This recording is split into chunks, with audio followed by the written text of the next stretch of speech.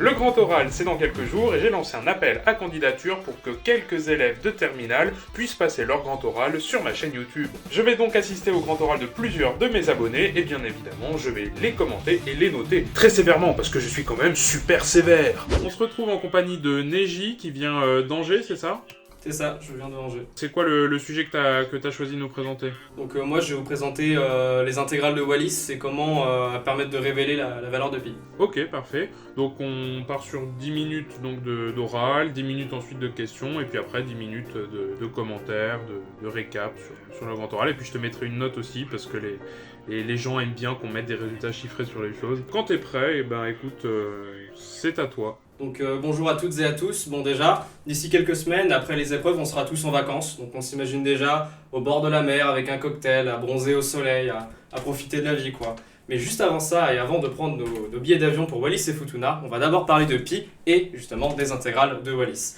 Donc premièrement, on va montrer donc, dans cet oral comment avec des outils mathématiques très intéressants on peut réussir à révéler la valeur de pi.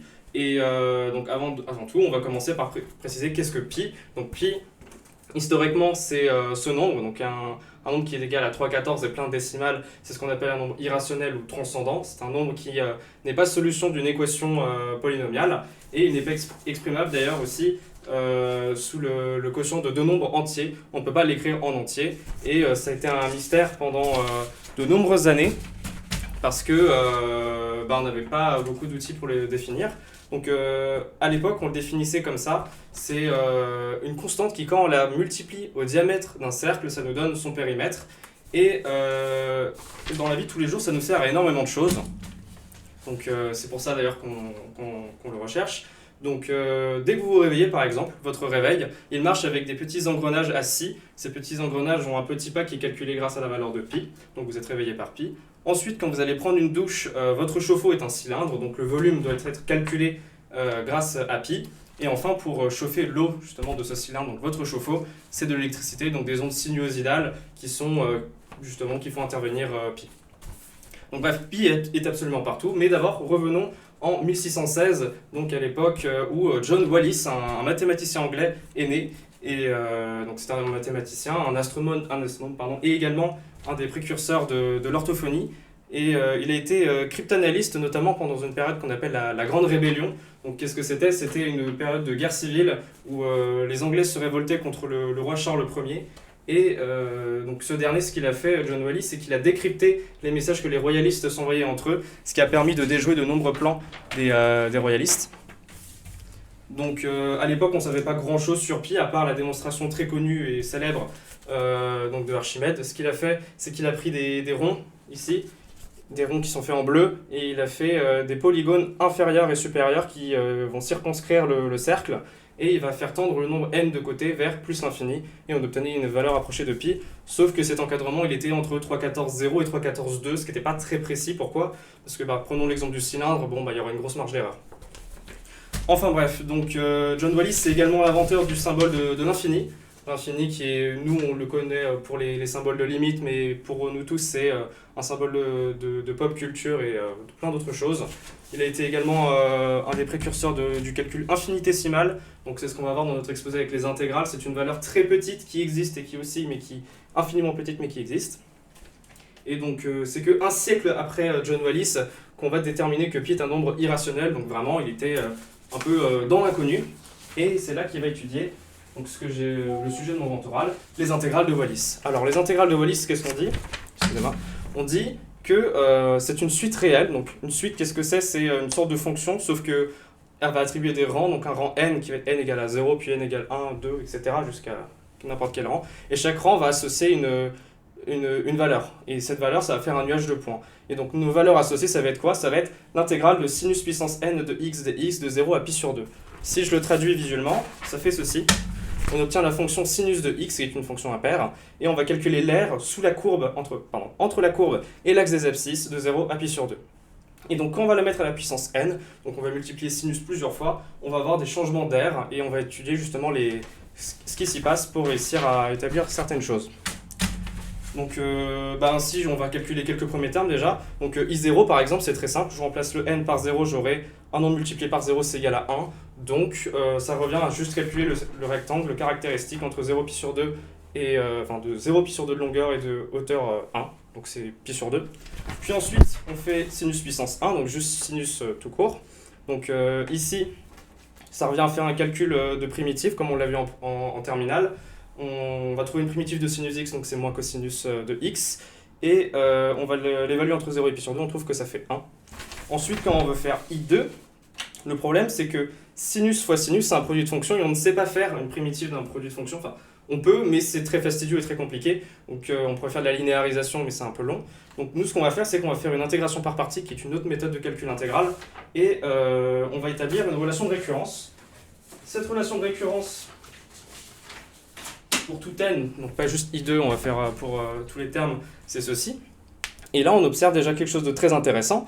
C'est que, par exemple, imaginons que je vais mettre i10 ici. Et ben, je vais avoir donc 10 moins 1 divisé par 10. Et là, je vais avoir i de 10 moins 2, donc i de 8. Et là, on voit qu'on perd 2 rangs. Et justement, grâce à ça, on va pouvoir faire une sorte de parité, vous voyez. On va passer, donc, par exemple, là, de 10 à 8. Mais après, je peux refaire la même chose, de faire de i8 et remettre après i6, faire ça jusqu'à qu'on ait un nombre le plus petit possible. Et c'est là qu'on va pouvoir distinguer les nombres pairs et impairs. Si j'ai un nombre pair que je lui retire plein de fois, on finira par tomber sur 0, parce que c'est un nombre pair. Et si je mets un nombre impair, ça retombera sur 1, inévitablement, avec les termes qui sont modifiés au début.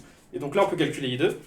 Donc je fais i de 2, c'est 2 moins 1 divisé par 2, donc ça fait un demi. Et i de 2 moins 2, c'est i de 0, on avait dit que ça faisait pi sur 2, donc ça fait pi sur 4. Et on a déterminé i2.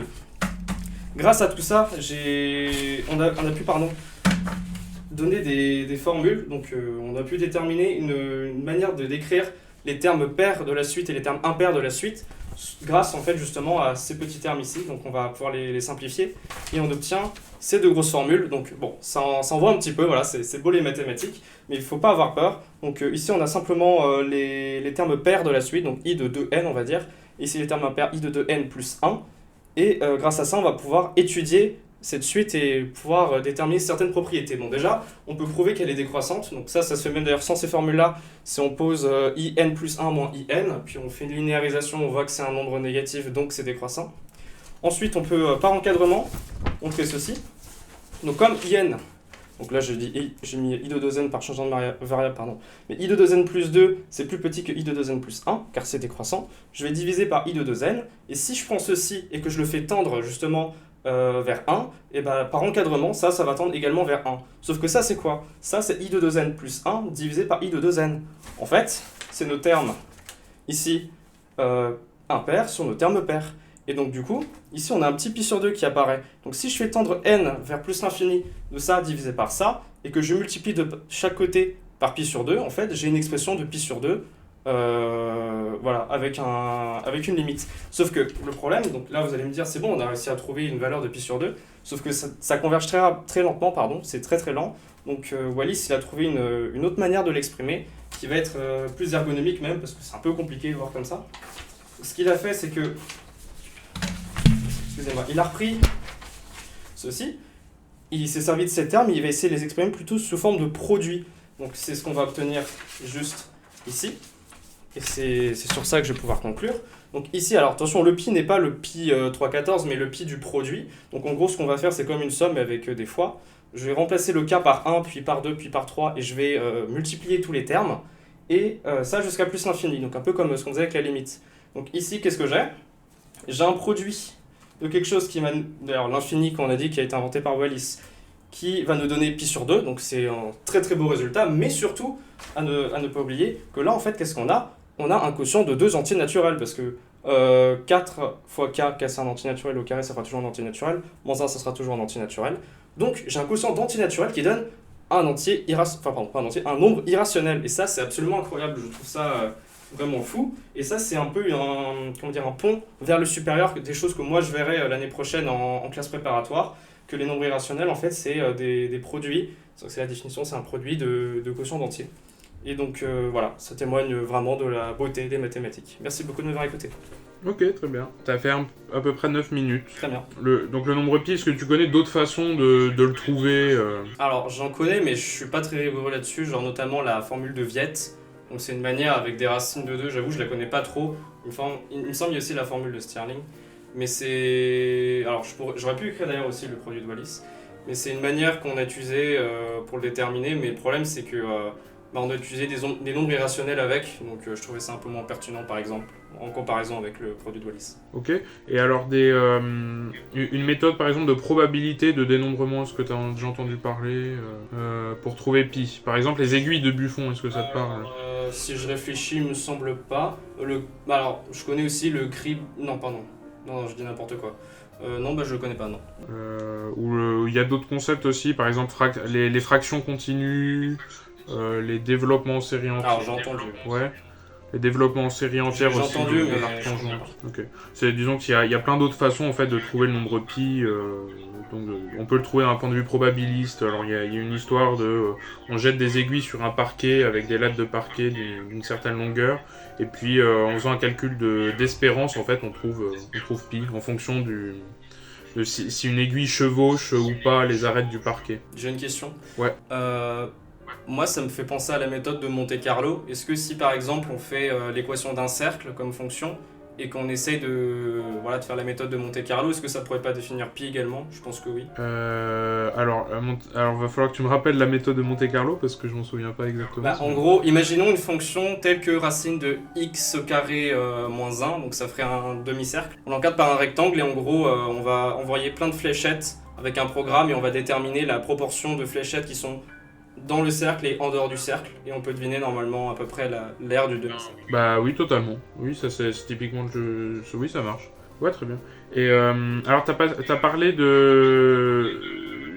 nombres infinitésimaux, il me semble, dans ton oral. Ouais. Est-ce que tu peux préciser un peu de quoi tu parles du coup? Et me donner peut-être une définition un peu plus précise ou...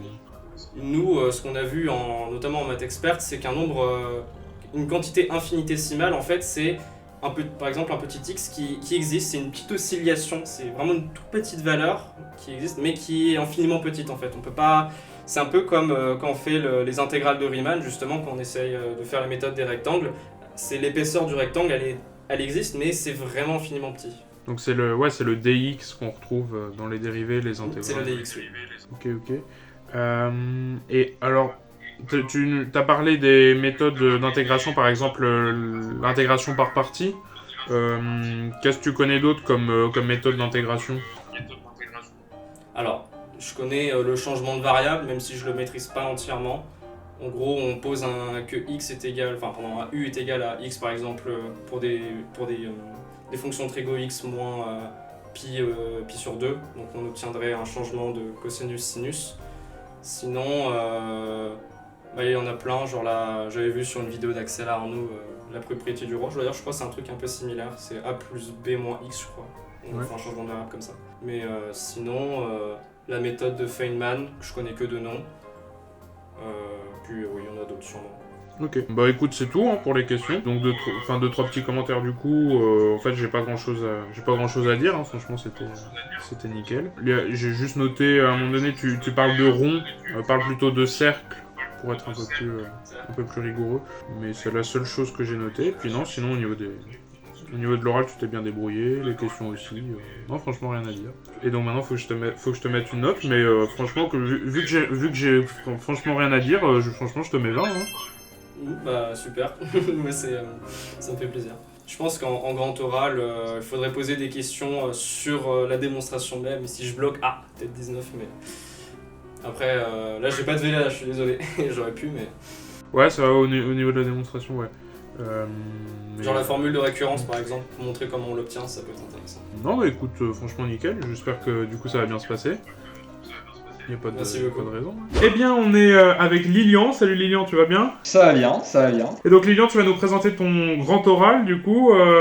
Ça porte sur quel sujet? Donc moi, ma problématique, c'est les fonctions de Weierstrass, seulement des monstruosités mathématiques, avec un point d'interrogation à la fin.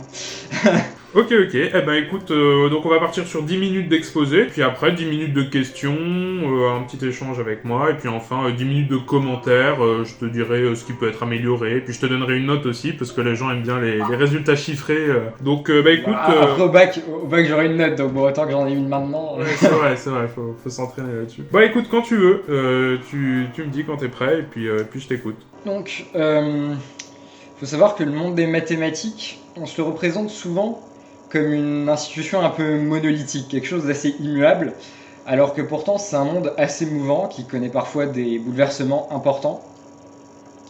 Et c'est le cas quand c'est le cas, les mathématiciens de l'époque ont parfois des réactions assez violentes tant ils sont ancrés sur leur position.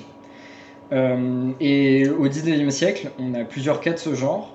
Par exemple, au début du siècle, avec la géométrie non euclidienne qui se développe, notamment avec les travaux de Carl Friedrich Gauss, qui lui-même hésitera longtemps avant de dévoiler ses travaux, tant il craignait la réaction de ses contemporains.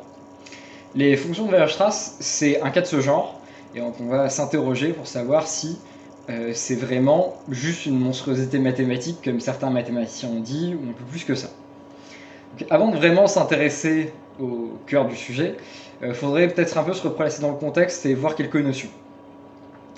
Donc, le XVIIIe siècle, c'est un peu la période qui voit l'émergence de tous les concepts fondamentaux de la théorie des fonctions, tout du moins telle qu'on la connaît aujourd'hui. Et il faut comprendre que au XIXe siècle, c'était donc une notion très ancrée dans la recherche mathématique et quand même assez bien maîtrisée. Et donc l'une des notions phares de cette théorie, si j'ose dire, c'est la dérivation. La dérivation, ça va être l'étude de la vitesse d'évolution d'une fonction sur tous ses points. Donc pour faire la dérivée, ce qu'on fait en fait, c'est qu'on prend le coefficient directeur, c'est-à-dire le nombre qui va déterminer l'inclinaison d'une droite, de la tangente en chaque point de la droite. Donc là par exemple en figure 1, j'ai représenté une fonction avec plusieurs exemples de tangentes. L'idée c'est qu'en un point, si on zoomait indéfiniment, on verrait que la tangente serait comme confondue à la courbe. Weierstrass s'intéresse à la dérivabilité, c'est-à-dire la capacité d'une fonction à être dérivable. Pour cela, il prend, il se demande à quel moment une fonction ne l'est pas, tout simplement. Et donc ça va être le moment où graphiquement on ne peut pas établir de tangente comme on l'a dit. Il y a deux cas de ce genre. Le premier, c'est tout simplement la discontinuité. Donc c'est ce que j'ai représenté ici, figure 2, où on voit que même si la fonction est bien définie sur l'ensemble des nombres réels, donc sur R, il y a comme un saut de valeur qui fait que en un point, on peut pas, ça n'a aucun sens d'établir une tangente. Le deuxième cas, c'est même si une fonction est bien continue partout, c'est le cas par exemple de la fonction valeur absolue que j'ai représentée ici. Là, si on prend x égale 0, la fonction n'est pas vraiment lisse. Il y a une vraie rupture, un pic, qui est en fait un point de non-dérivabilité, puisque là aussi on ne peut pas établir de tangente, ou du moins de tangente qui soit vraiment unique. Donc on a vu qu'une fonction qui est dérivable est forcément continue partout, mais une fonction qui est continue partout n'est pas forcément dérivable partout. Pour autant, la conjecture admise au XIXe siècle, c'est qu'une fonction qui est continue partout va être dérivable au moins quelque part, les pics pouvant être que des phénomènes ponctuels. Pourtant, Weierstrass n'en est pas tout à fait sûr, et c'est pour ça qu'il va s'intéresser, il cherche à savoir si une fonction qui serait continue partout mais dérivable en aucun point. Donc pour ça, il va prendre la fonction sinus.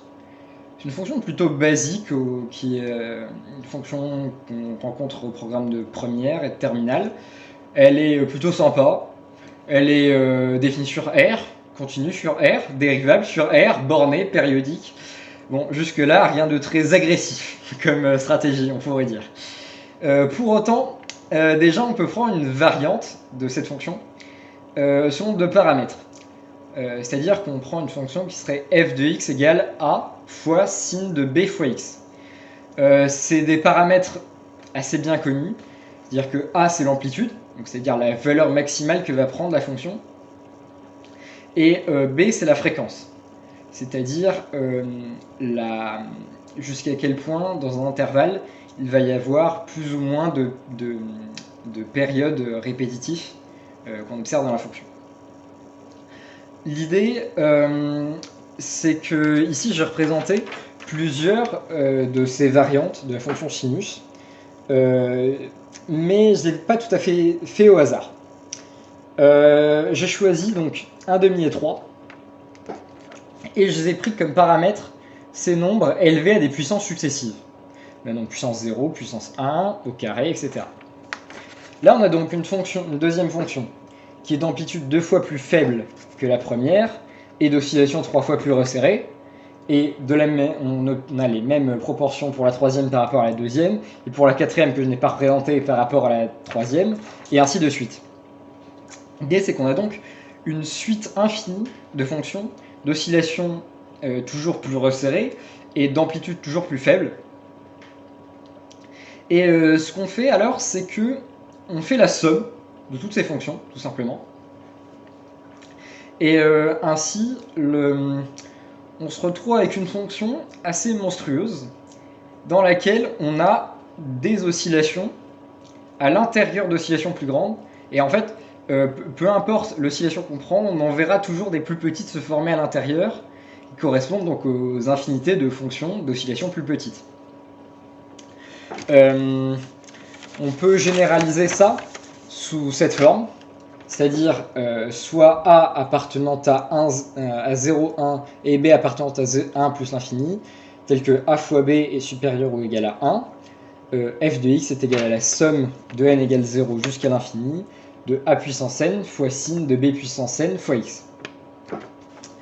Dans l'exemple que j'ai pris, donc avec les paramètres 1/2 et 3, on a une fonction qui ressemble à peu près à ça. Bon, évidemment, c'est pas parfait, c'est à la main, mais on voit donc que si on zoome, on verrait encore des oscillations se former plus petites, et on pourrait encore zoomer dans la zone où j'ai zoomé, et en fait, là, on voit bien qu'on ne peut pas établir de tangente, car à aucun moment on pourrait établir une droite qui soit vraiment confondue à la courbe, puisqu'à aucun moment elle ne devient vraiment lisse. L'idée, c'est alors assez vertigineux tout de même comme représentation, car ça joue avec le concept de l'infini qui est toujours un peu difficile à manipuler et à se représenter en mathématiques. Mais on voit bien l'idée qui fait qu'effectivement, cette fonction continue partout, mais dérivable en aucun point. Je précise juste qu'ici, j'utilise la formule de Godfrey Harold Hardy, qui est un mathématicien britannique, qui l'a faite en 1916, qui simplifie grandement la formule de Weierstrass, qui était un peu plus complexe, et celle-ci était plus simple à introduire dans mon raisonnement. Donc, en 1872, quand Weierstrass publie ses résultats, les réactions des mathématiciens sont assez violentes. Et donc, il y a par exemple le mathématicien français Henri Poincaré, même assez connu, qui dira que ces fonctions sont une injure pour le bon sens, vu que de toute façon, on n'en fera jamais rien.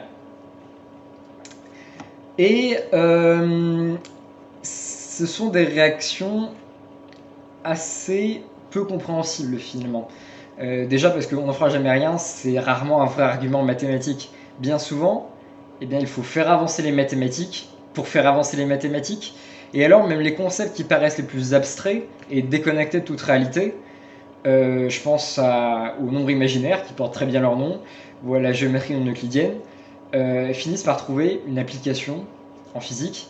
Et c'est le cas ici avec les fonctions de Weierstrass, qui déjà affinent notre compréhension des concepts de dérivabilité et de continuité, et qui en plus nous font prendre conscience de certaines choses, notamment dans l'infinité des possibilités parmi les fonctions possibles, qui ne sont pas toutes des belles fonctions usuelles, comme on a l'habitude, et surtout elle ouvre la voie à toute la géométrie fractale qui se développe au XXe siècle et encore aujourd'hui, qui est très importante en recherche mathématique et dont on aperçoit à peine les possibilités.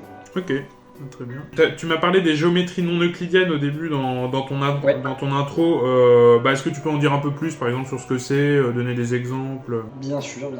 Alors, la géométrie non euclidienne... l'idée déjà, pour définir la géométrie non euclidienne, il faut parler de la géométrie euclidienne, évidemment. Alors, en fait, pendant l'Antiquité, il y a un mathématicien qui s'appelle Euclide qui va essayer de réunir toutes les connaissances qu'on a en géométrie et tout démontrer. Le problème, c'est que pour tout démontrer, il faut quand même partir de quelque chose qu'on sait. Et donc, il y a forcément des axiomes non démontrables qu'on va admettre comme évidents et à partir desquels toute la théorie va se former. Et donc lui, il fait 5 axiomes. Et le problème, c'est que le 5e, il pose un peu problème à certains mathématiciens. Le 5e, c'est de dire que un point... Enfin, si on a une droite et un point qui n'est pas confondu à cette droite, il y a une unique droite parallèle qui passe par ce point, enfin, qui est parallèle à l'autre droite. Et en fait, il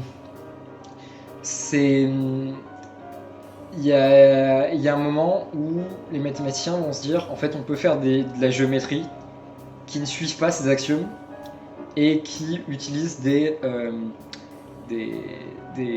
règles déconnectées de notre réalité, en fait.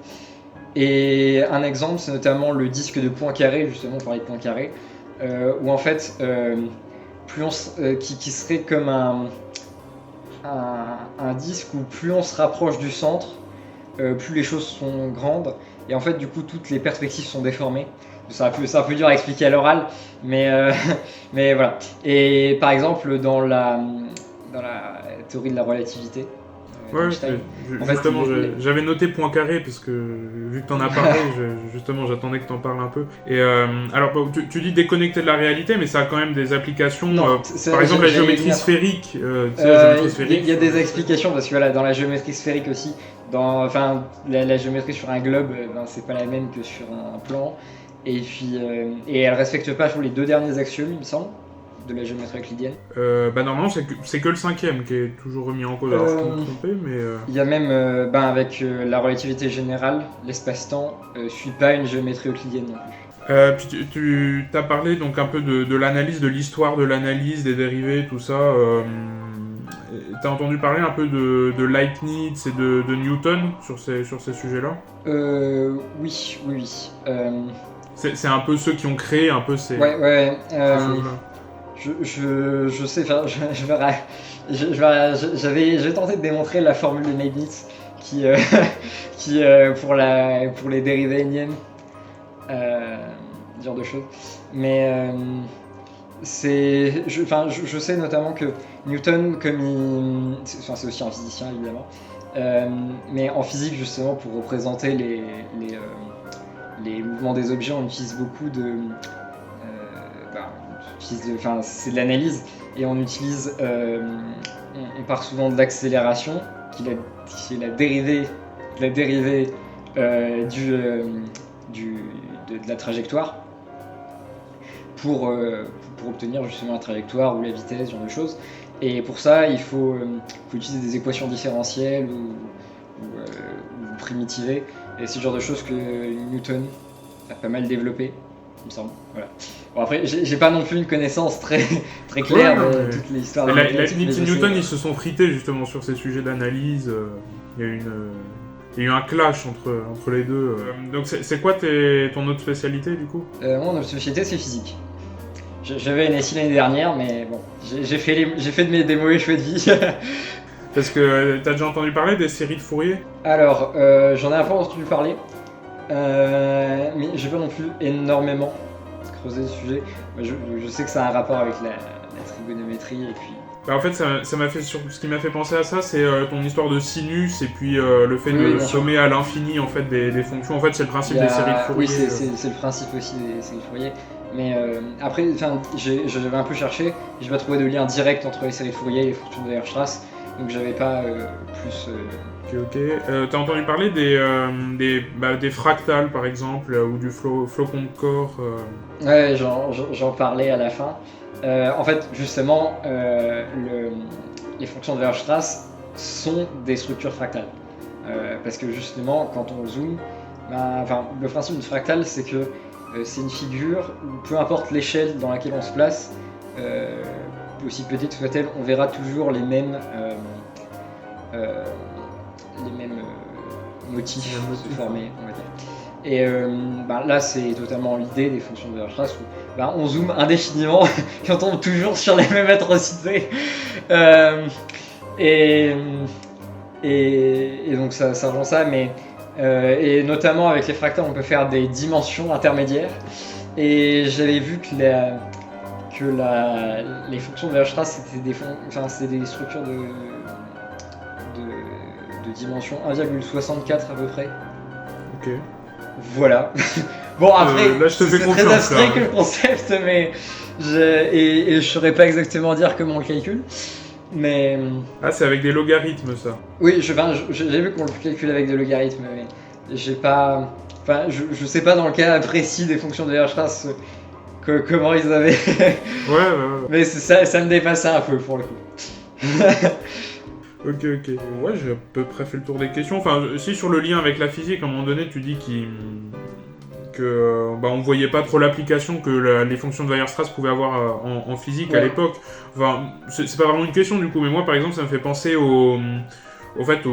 par exemple au zoom infini sur des atomes, de se dire qu'il y a toujours des structures qui sont de plus en plus petites dans l'univers. Finalement, on peut zoomer à l'infini. Oui, On trouvera toujours des discontinuités. T'as les atomes, après t'as les protons, les électrons, t'as les quarks, etc. Moi, mon image, c'était un peu que si on faisait une mesure d'un phénomène physique, même en admettant que la mesure est absolument parfaite, qu'elle représente à la perfection ce qui est la réalité, on va dire, en fait, ça serait pas justement la belle courbe lisse qu'on voit en cours.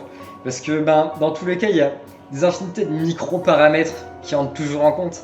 Et en fait, justement, les fonctions usuelles qu'on utilise, c'est des très jolis modèles. Et par exemple, par rapport à l'infinité des fonctions possibles dans l'univers, en fait, ça représente rien. Et en fait, la plupart sont un peu monstrueuses. Et c'est ça qui est intéressant avec les fonctions de Weierstrass, c'est que ça permet un peu aussi de réaliser ça. Là où souvent on voit les maths un peu comme ce truc très harmonieux, qui produit que des choses vraiment. Mais après, moi je trouve qu'il y a aussi une forme de beauté dans les fonctions de Weierstrass, mais qu'il y a aussi il y a aussi quelque chose d'un peu chaotique dans l'infinité des possibilités qu'il y a. Et même dans ce qu'on observe dans la nature en fait. Ouais, totalement, parce qu'en fait il y a infiniment fois plus de fonctions monstrueuses justement dérivées de nulle part que de fonctions lisses. Après, ce qui est un peu bizarre aussi de dire, parce qu'en soi, il y a aussi une infinité de fonctions visuelles, donc une infinité de fois plus qu'une infinité de trucs, mais... Comme il y a plusieurs infinis, mais après, il faut développer... Mais ouais, c'est l'idée. Après, on se lance dans la théorie des ensembles, ça c'est intéressant, mais... Non, mais nickel, du coup, j'ai plus vraiment de questions à te poser, c'est un peu tout ce qui m'était passé par la tête. T'as parlé de somme infinie, à un moment donné, c'est au programme, cette terminale Alors ça, non, c'est pas tellement au programme de terminale. Après, on pourrait... on pourrait dire que c'est un peu aussi la même logique qu'une suite, au sens où ça rejoint l'idée de limite. Et ça, disons que même si l'outil en question, on l'utilise pas en terminale, on a les outils pour le comprendre. Ouais, pour le comprendre et manipuler. Ça, voilà. D'ailleurs, s'il faut, je peux aussi faire la démonstration, expliquer en gros pourquoi si on essayait de dériver, ça marcherait pas. En fait, si on fait la dérivée de la somme qu'on a, on voit que c'est une somme infinie mais qui ne converge pas. Et donc à partir de ce moment-là, ça peut pas être une fonction. Ok, ouais. Bon, c'est à peu près tout. Non, mais c'est très bien, c'est intéressant, c'est bien développé, ça touche plein de sujets divers et variés, donc c'est vachement intéressant. Puis c'est très visuel aussi, moi j'aime bien quand c'est visuel avec les jolis cours. Par contre, bon courage pour le faire au grand oral sur un papier en 20 minutes. 20 minutes, j'ai passé 20 minutes à avoir le Parkinson sur ma feuille pour tracer une fonction. Ouais, ça va être chaud. Ça va être un grand moment. Enfin, ouais. ou bien je tombe sur la physique et ça sera un peu moins drôle, mais... Ouais, c'est clair. Puis du coup, puisqu'il faut une note à titre indicatif, du coup, je pense que je te mets 19. Si ça te convient. Ça va. je vais pas me plaindre, Non, parce que j'ai pas grand chose à dire. Globalement, c'était bien structuré, tu t'exprimes bien, tout ça. Juste, peut-être qu'il y a des développements que tu aurais pu peut-être faire un peu plus en amont sur certaines questions que je t'ai posées, mais après, je t'ai posé pas mal de questions un peu hors programme, donc c'est normal aussi que. Oui. C'était pas forcément. Après, les profs ont toujours dit que derrière, même si j'avais pas forcément les réponses hyper précises aux questions, puis après, si vous voyez que je réfléchissais, que je développais ma réponse à moi-même. Ça te donnera quelques idées du coup de questions que tu peux avoir. Je pense que ça ira. Ouais.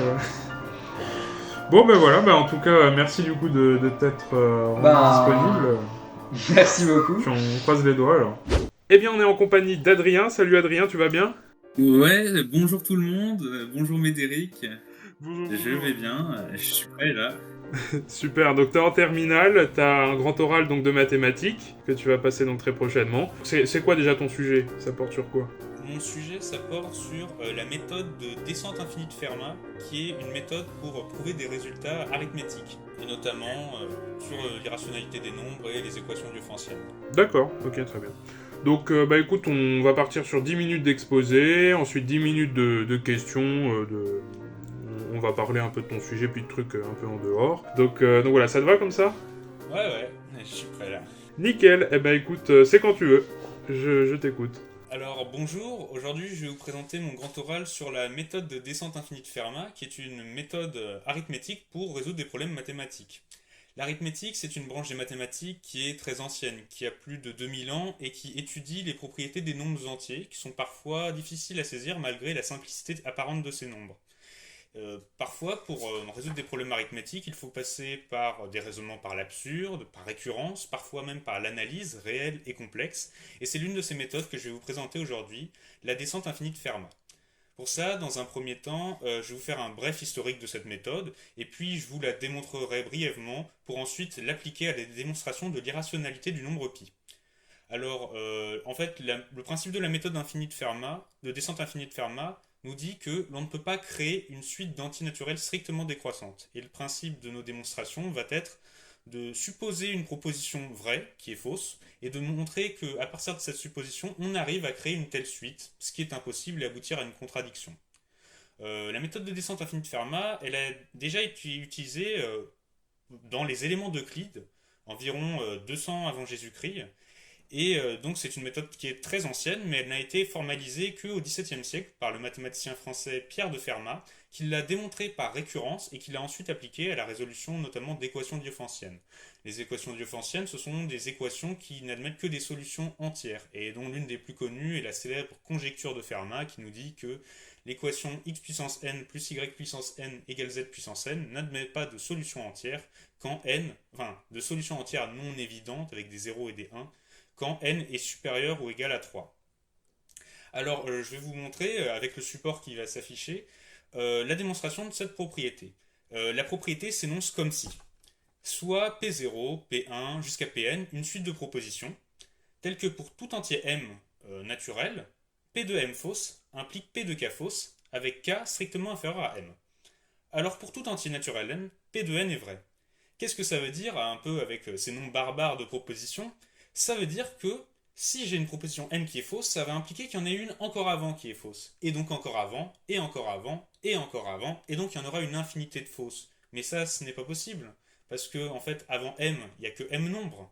Donc il ne peut pas y avoir une infinité de nombres. Et donc on a une contradiction. C'est le modèle de notre démonstration. On suppose qu'il existe un rang m à partir duquel la propriété est fausse. Alors on peut en trouver un rang k inférieur à m tel que p de k soit fausse, puis un rang k2, k3, k4, juste en fait une infinité de rangs où la proposition est fausse. Ce qui est impossible, comme je vous l'ai dit précédemment, donc toutes les propositions sont vraies. Ça, on va plus parler de propositions à partir de maintenant, on va juste montrer, enfin, excusez-moi. Pour notre prochaine démonstration sur l'irrationalité de pi, on va juste partir de ce principe de on ne peut pas créer de suite strictement décroissante d'entiers naturels. On va arrêter de parler avec des propositions parce que c'est un peu compliqué. Alors, démonstration de l'irrationalité de pi. Déjà, qu'est-ce qu'un nombre irrationnel? Un nombre irrationnel, c'est un nombre qui ne peut pas s'écrire comme le quotient de deux entiers. Par exemple, le nombre racine de 2 est irrationnel, le nombre pi est irrationnel, et on va le démontrer. Pour montrer qu'un nombre est irrationnel, en général, on suppose que ce nombre est irrationnel. C'est ce que j'ai écrit sur mon support. On suppose qu'il existe un couple PQ d'entiers naturels. Donc d'entiers naturels parce qu'en fait, pi c'est un nombre positif, donc les deux entiers vont être des entiers naturels. Et on va considérer une suite in, une suite d'intégrales, qui va être définie par in, pour tout entier naturel n, in égale q puissance 2n sur n factoriel, intégrale de 0 à pi de x puissance n, pi moins x puissance n, sinus x dx. Donc avec bien sûr le q dont j'ai parlé qui est le dénominateur de pi. Et en fait le principe de notre démonstration va être de montrer que cette suite est une suite d'entiers naturels strictement décroissante et donc d'aboutir à une contradiction. Pour cela, on va dans un premier temps calculer I0 et I1. I0, je veux dire, c'est l'intégrale entre 0 et pi de sinus x dx. Ça, c'est assez simple, une primitive usuelle est connue, c'est moins cosinus x, et donc cette intégrale vaut moins cosinus x entre 0 et pi, qui va valoir 2. Pour I1, c'est autrement plus compliqué. On a l'intégrale de q carré, intégrale de 0 à pi, de x pi moins x sinus x dx. Et là, en fait, on va en... Comment En développant, on obtient du x sinus x et du x carré sinus x dans deux intégrales différentes. Et là, on n'a pas d'autre choix que de procéder à une intégration par partie. Qu'est-ce qu'une intégration par partie? C'est une méthode de calcul intégral qui va nous permettre en fait de simplifier les produits. Notamment, là, on va avoir du polynôme fois fonction trigonométrique. Et ça va nous avantager parce qu'en fait, on va pouvoir réduire le degré du polynôme en le dérivant et garder une fonction trigonométrique qui est facile à intégrer. Pour x sinus x, en fait, on va dériver x une fois et intégrer sinus x. Donc faire une intégration par partie. Et pour x carré sinus x, on va faire la même chose, sauf qu'on va dériver deux fois x. Donc en fait, c'est une double intégration par partie. Les conditions à vérifier pour appliquer l'intégration par partie sont que les fonctions que l'on intègre par partie soient continues et à dérivée continue, ce qui est effectivement le cas dans le cas de x carré sinus x. Et donc, après les calculs que j'ai écrits sur ma feuille, on trouve que I1 vaut en fait 4 fois Q carré, qui est un entier naturel, comme I0 d'ailleurs. I0 et I1 sont deux entiers naturels. Et donc, on a démontré ça. Deuxième étape, ça va être de montrer que notre suite est positive. Et bon, en fait, ça c'est pas très compliqué, parce que entre 0 et pi, bon, x c'est positif, x puissance n c'est positif, on a aussi pi moins x qui est positif, donc pi moins x puissance n est positif, et sinus x entre 0 et pi est positif. Donc, par positivité de l'intégrale de tout ça, de tout ce produit, est positive. Et bien sûr, en multipliant par q puissance 2n sur n factoriel, ça reste positif. Donc, ma suite d'intégrale in est toujours positive. Troisième étape, on veut montrer que ma suite est strictement décroissante, à partir d'un certain rang. Bon, bah pour ça, on a une méthode générale qu'on fait au lycée, c'est de calculer in plus 1 moins in, et d'essayer de montrer que cette suite est toujours strictement négative. Donc, je vous ai écrit le calcul sur le support que vous voyez en face, et on obtient, par linéarité de l'intégrale, en regroupant tout sous une seule et même intégrale et en factorisant par moins q puissance 2n plus 1 sur n plus 1 factoriel, donc l'intégrale avec x puissance n puis moins x puissance n sinus x, fois un polynôme, ce polynôme qui est x carré moins pi x plus n plus 1 sur q carré. Et en fait, le discriminant de ce polynôme, c'est delta n qui vaut pi carré moins 4 fois n plus 1 sur q carré. Et quand n va tendre vers plus l'infini, ce discriminant va tendre vers moins l'infini. Donc il va exister un rang grand N, à partir duquel ce sera toujours négatif. Et donc, comme le coefficient dominant de ce polynôme est positif, ça veut dire que le polynôme sera toujours positif. Et donc mon intégrale sera toujours négative parce qu'on avait un moins en facteur devant. Donc à partir d'un certain rang, ma suite d'intégrale est strictement décroissante. Nouvelle étape, on veut montrer que notre suite, il y a un lien entre in plus 2, in plus 1 et in. Et pour cela, pas d'autre choix que de repasser par l'intégration par partie. En fait, on va faire deux intégrations par partie, comme pour I1, en dérivant deux fois le polynôme et en intégrant deux fois la fonction trigonométrique. Encore une fois, les fonctions x puissance n fois pi moins x puissance n et sinus x sont continués à dérivée continue sur 0pi, donc on peut procéder à l'intégration par partie. Et après de longs et douloureux calculs que la marge de ma copie est trop étroite pour contenir, on trouve que in plus 2 vaut 2q carré fois 2n plus 3, in plus 1 moins p carré q carré in. Et si on peut s'étonner de retrouver in plus 1 et in, c'est simplement qu'en baissant le degré de mon polynôme, on va faire apparaître in plus 1, puis in. Et puis, dernière étape, montrer que cette suite d'entiers est une suite d'entiers naturels. Enfin, que cette suite est une suite d'entiers naturels. Bon, bah, on a I0 qui était entier, on l'a vu, I1 qui était entier. Et puis, on a ma relation qui me dit que, en fait, vous voyez, dans les coefficients devant in plus 1 et in, ce sont des entiers. Donc, en fait, in plus 2 va être entier, comme somme d'entiers, par récurrence. Donc, mais ça va être un entier relatif. Mais on a montré que c'était aussi une suite positive. Donc des entiers relatifs positifs, c'est des entiers naturels. Conclusion, IN est une suite d'entiers naturels, strictement décroissante à partir d'un rang n, un rang grand N. Donc par le principe par le principe de la descente infinie de Fermat, on a une absurdité, et pi est un nombre irrationnel. En conclusion, je trouve que cette démonstration illustre bien le fait qu'il est parfois nécessaire de conjuguer diverses branches des mathématiques et diverses approches. Là, on a mis ensemble des raisonnements arithmétiques et analytiques pour résoudre des problèmes compliqués. Pour moi, c'est une incitation à cultiver notre maîtrise de chaque branche des mathématiques pour résoudre le plus de problèmes compliqués en mathématiques, et même dans la vie de tous les jours, adopter différents points de vue, c'est toujours une bonne solution pour résoudre des problèmes. Voilà, merci de m'avoir écouté. Merci, merci. Là, par exemple, t'as parlé de la conjecture de Fermat. Ouais. Alors, est-ce que tu sais justement si elle a été résolue ou pas?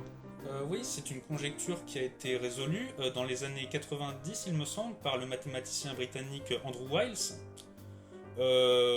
qui l'a démontré donc à ce moment-là, et par des méthodes en fait qui sont absolument non élémentaires. C'est absolument pas en utilisant des méthodes arithmétiques qu'il a résolu la conjecture. Ouais, totalement. Ok. Et alors, donc tu parles de l'irrationalité de pi. T'as donné aussi comme exemple racine de 2, qui est pas un nombre rationnel.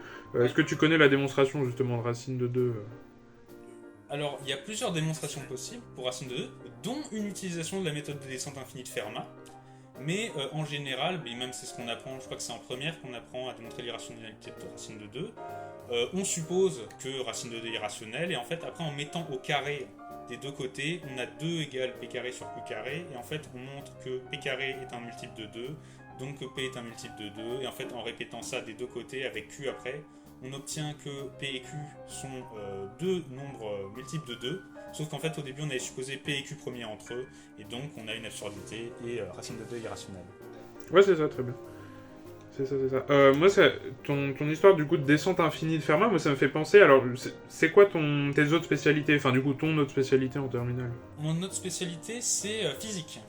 Ok, et en première, t'avais quoi? En première, j'avais maths, physique et SES. Ok.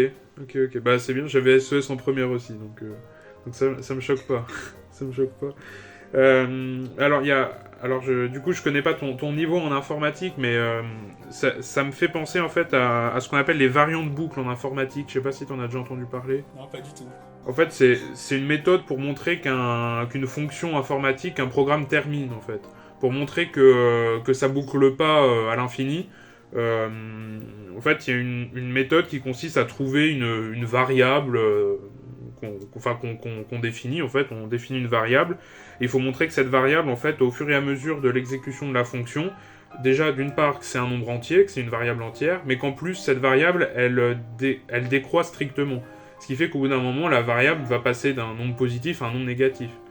Et ça permet de prouver que le programme, en fait, va se terminer. Enfin, ça me fait penser à ça, du coup. Mais oui, si t'as pas fait vraiment d'informatique, c'est normal que... Non, mais en fait, l'informatique, ça m'intéresse parce que l'an prochain, je vais en prépa et du coup, je vais devoir me mettre un peu à l'informatique. Alors, je pensais regarder un peu le programme de NSI, de Terminal, ce qu'il faisait un peu. J'ai regardé déjà les bases de données, les trucs récursifs, j'ai vu un peu. Mais bon, après, mon niveau est vraiment pas très... Parce que tu veux faire quelle prépa, du coup? En fait, j'ai été pris au lycée Stanislas à Paris, donc je suis vraiment content. Et en MPSI. Ok, bah ouais, c'est pas mal, effectivement. Yeah. Alors, dans les autres questions... Donc tu parles de l'irrationalité de pi. Est-ce qu'il y a d'autres propriétés sur le nombre pi un peu dans ce style-là que tu connais? Ouais, il y a quelque chose, mais par contre, là, je ne saurais faire aucune démonstration là-dessus. C'est sur la transcendance du nombre pi. C'est le fait que pi ne soit solution d'aucune équation.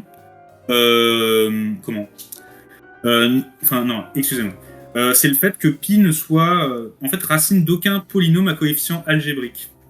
Donc, en gros, pas des coefficients du genre pi, des trucs un peu bizarres en fait, voilà. Ouais. Alors, c'est à coefficient rationnel. Hein. Ah, rationnel. En fait, algébrique, c'est juste le contraire de transcendant. Et je sais... Ah, si par contre ça me revient, je sais qu'il y a une démonstration, mais par contre vraiment je ne maîtrise pas, je sais, c'est un peu juste de la culture un peu, que il y a une démonstration, il y a un théorème pour montrer que, je crois, pi est un nombre transcendant, qui s'appelle le théorème de Hermite-Lindemann, avec E, en fait, qui dit que E fois E puissance un nombre algébrique est algébrique, et en fait comme on a E pi qui vaut moins 1, on a une histoire comme ça, mais bon après je suis pas très calé là-dessus. Oui, c'est ça, c'est exactement, c'est le théorème d'Hermite-Lindemann. En fait, c'est exponentielle x si x est algébrique, exponentielle x sera transcendant. Enfin, à condition que x soit non nul quand même, parce que si x est nul, exponentielle de 0, ça fait 1. Et ouais, c'est ça. Et ça donne par exemple lieu au... Alors, je sais pas si tu connais le nombre de Doty. Je sais pas si ça te parle. Ça, je crois...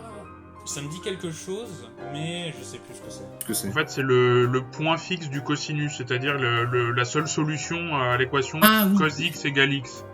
Et en fait, on peut démontrer justement avec le théorème d'Hermite-Lindemann que ce nombre-là, c'est le nombre de Doty, il est transcendant du coup. Donc du coup dans les commentaires que je peux faire, en fait j'ai pas grand chose à dire. J'ai juste relevé à un moment donné, quand tu parles de la suite décroissante d'entiers, faut bien dire strictement décroissante, c'est important. Ah oui, sinon ça peut stationner à 0. Ouais, ou même à 1, enfin tu vois, une suite constante en fait elle est décroissante, donc faut bien préciser strictement. Et voilà, enfin j'ai juste relevé, par exemple à un moment donné je crois que t'as dit irrationnel au lieu de rationnel, enfin c'est un détail. Ah mince. Mais non, sinon franchement rien à dire, c'était vachement bien, c'était intéressant. Puis les questions aussi, tu t'es super bien débrouillé, donc quand j'ai rien à dire, moi je mets 20, donc je te mets 20. Ah bah, merci beaucoup. J'espère que j'aurai un correcteur aussi gentil le jour du grand oral. Vas-y, salut. On se retrouve en compagnie de Materminal. Materminal, salut, tu vas bien? Salut, ça va et toi? Bah nickel, Materminal, en plus t'as une petite chaîne YouTube de mathématiques, il paraît? Ouais, c'est ça, je fais principalement des intégrales et des limites, et voilà. C'est ça, donc Sylvain de prénom, je peux dire ton blaze en vidéo? Y a pas de souci. T'es en terminale, tu vas nous faire un petit grand oral sur les mathématiques, sur le sujet que tu as choisi, quel est ce sujet? Du coup, c'est sur la constante E, donc c'est comment a-t-on découvert la constante E et en quoi est-elle fondamentale en mathématiques? Ok, très bon choix. Eh ben écoute, moi j'ai ma petite feuille, je vais prendre quelques notes, et puis c'est quand tu veux, je t'écoute. Ok, allons-y. Comment devenir riche? Cette question, vous l'êtes sûrement déjà posée. Mais c'est en 1670 que Jacob Bernoulli, un mathématicien suisse, lui se la pose. Pour devenir riche, les banques mettent à notre service un moyen qui sont les intérêts composés. C'est cette étude des intérêts composés de Jacob Bernoulli qui va permettre la découverte de la constante la plus fondamentale des mathématiques, la constante E. Alors E, c'est une constante qui est généralement bien moins connue que pi, puisque c'est la constante un peu de l'analyse. Et l'analyse, c'est un domaine qu'on aborde au lycée. Et donc si on arrête les maths au lycée, on n'en entend pas parler généralement. Donc elle est moins connue que pi, puisque pi, c'est de la géométrie, c'est assez visuel. E, c'est un peu plus théorique, mais c'est assez intéressant. Donc on va se demander comment Jacob Bernoulli a-t-il découvert la constante E, comment est-ce qu'on peut en calculer les décimales et en quoi est-elle fondamentale en mathématiques. Donc comme je vous le disais en introduction, Jacob Bernoulli, au XVIIe siècle, il étudie les intérêts composés. Et il étudie un intérêt bien particulier qui est l'intérêt de plus 100% en un an. Donc quand on met 1 euro le 1er janvier 2024, le 1er janvier 2025, on a 2 euros. Ça va. Et il se demande ce qui se passe si on décompose l'intérêt. Qu'est-ce qui se passe si, au bout de 6 mois, je fais 50%, et qu'au bout de 6 mois, je refais 50%, parce que la somme fait toujours 100%. Bah, au bout de 6 mois, notre euro, il devient 1,50 € plus 50%. Et quand on refait 50, quand on ajoute 50% à 1,50 €, eh ben, on tombe sur 2,25 €. Et là, on se dit, bah, c'est bizarre, juste en séparant en deux notre intérêt, on a réussi à gagner 25 centimes. Alors, ça paraît rien comme ça, mais avec des millions en jeu, c'est absolument pas négligeable. Et donc, il va se demander, est-ce qu'on peut encore optimiser le processus? Comment devenir vraiment blindé? Pour ça, on va décomposer en 4. On va ajouter du coup 25% tous les 3 mois, chaque trimestre. On obtient au premier trimestre 1,25. Au bout du deuxième trimestre, donc au bout de 6 mois, 1,56. Donc c'est déjà supérieur au 1,50 qu'on avait au bout de 6 mois en décomposant en 2. Ensuite 1,95 et enfin on arrive à 2,44. Et il fait pareil tous les mois maintenant, on va pousser jusqu'au bout pour essayer de voir jusqu'où peut-on aller avec cette décomposition des intérêts. Et on obtient qu'en décomposant tous les mois, on arrive à 2,66. Là, Bernoulli va conjecturer que la limite est finie et qu'on ne pourra jamais aller à l'infini puisque ça converge assez vite. On voit que en décomposant en 2, on gagne 25 centimes, mais en décomposant en 12, on gagne juste 60. Donc en décomposant 6 fois plus, on gagne juste 35 centimes, ce qui n'est pas très avantageux. Donc pour ça, on va faire un calcul de limite pour essayer de chercher la décomposition en continu. Donc on sait que ajouter t% à un nombre, ça revient à multiplier par 1 plus t sur 100. Par exemple, ajouter 25% à 1, ça revient à multiplier 1 par 1 plus 25 sur 100. On veut que la somme de notre pourcentage soit égale à 100%. C'est ce qu'on étudie, 100% sur un an. Et du coup, on sait que t sur 100, ce sera égal aussi à la période par rapport à l'année. Donc, par exemple, si on prend par jour, eh ben, on va multiplier 1 par 1 plus 1 sur 365, puisqu'on aura à chaque fois un taux d'intérêt de 1 sur 365, vu qu'on veut que la somme soit égale à 365. Donc pour ça, en calculant au bout d'un jour, 1 plus 1 sur 365, ça ne fait pas beaucoup, hein, voilà. Mais vu qu'on va l'itérer énormément de fois, on va mettre à la puissance 365. En fait, on se rend compte qu'on va chercher la limite quand n tend vers plus l'infini de 1 plus 1 sur n, le tout à la puissance n. Et cette limite, Bernoulli ne va pas encore lui donner de nom, mais il va déjà conjecturer qu'elle est irrationnelle. Cette limite, c'est E. Donc c'est une constante qui va vraiment être fondamentale en mathématiques. Et on pourra montrer l'irrationalité plus tard. Donc voilà, vous pourrez voir le calcul de la limite, hein, au cas où. Et il y a un majeur problème avec cette définition du nombre E, c'est que ça converge assez lentement. C'est-à-dire que on peine à avoir beaucoup de décimales. Pour n égale à peu près 1000, on a 3 décimales. Et pour 365, comme on avait pris en exemple, on a à peine 2 décimales. Le souci, c'est que cette constante, on en a besoin, puisqu'on cherche déjà à l'époque, et même avant la découverte, à calculer les aires sous les courbes des hyperboles, donc de la fonction inverse 1 sur x. Et donc la primitive de 1 sur x, qui va nous permettre de calculer l'intégrale, donc l'aire sous la courbe, c'est la fonction logarithme de base E, justement. Et donc on a besoin des décimales de cette constante pour approximer des aires grâce au logarithme népérien. Donc, c'est en 1750 que Leonhard Euler va trouver une formule qui converge bien plus rapidement. Donc, cette formule, c'est celle-ci. C'est la somme pour k variant de 0 à plus l'infini des 1 sur factoriel k. Cette expression de E, elle a le mérite de converger bien plus rapidement, puisque en prenant k variant de 0 à 7, on a déjà 4 décimales. Donc, c'est ridicule par rapport à calculer une puissance 365 sans calculatrice. Vraiment, c'est un bonheur de juste calculer des inverses de factoriel. Et donc, E, comme je vous le disais, c'est une constante qui est vraiment fondamentale en mathématiques. notamment dans les fonctions dans lesquelles elle intervient. On a par exemple la fonction exponentielle, qui est une fonction très intéressante puisqu'elle admet de nombreuses propriétés. On sait en effet que sa tangente et qu'elle est sa propre, on sait en effet qu'elle est sa propre dérivée. Donc la tangente au point d'abscisse A exponentielle, donc la tangente au point d'abscisse A a pour taux d'accroissement exponentielle de A qui est aussi la valeur de la fonction en A. Et de la même manière, l'aire entre l'axe des abscisses et la courbe de moins l'infini à A est aussi égale à l'exponentielle de A, puisque si elle est sa propre dérivée, elle aussi sa propre primitive. Donc c'est vraiment des applications extrêmement intéressantes en mathématiques. Aussi, elle intervient, donc, comme on l'a vu, dans le calcul d'intégrale de la fonction inverse, qu'on cherchait à déterminer déjà bien au XVIe, XVIIe siècle. Puisque c'est grâce à eux que l'on a la fonction ln de x. Ln de x qui est donc la primitive de 1 sur x, et qui elle aussi admet quelques belles propriétés, notamment la possibilité de transformer des produits en sommes. Donc c'est vraiment extrêmement puissant pour faire des calculs sans calculatrice. Le nombre E, il intervient aussi dans d'autres domaines des mathématiques, notamment donc la trigonométrie, puisqu'on a des expressions de sinus et de cosinus qui passent par les exponentielles complexes. Donc justement, on utilise ce nombre E. Elle intervient également dans la loi normale.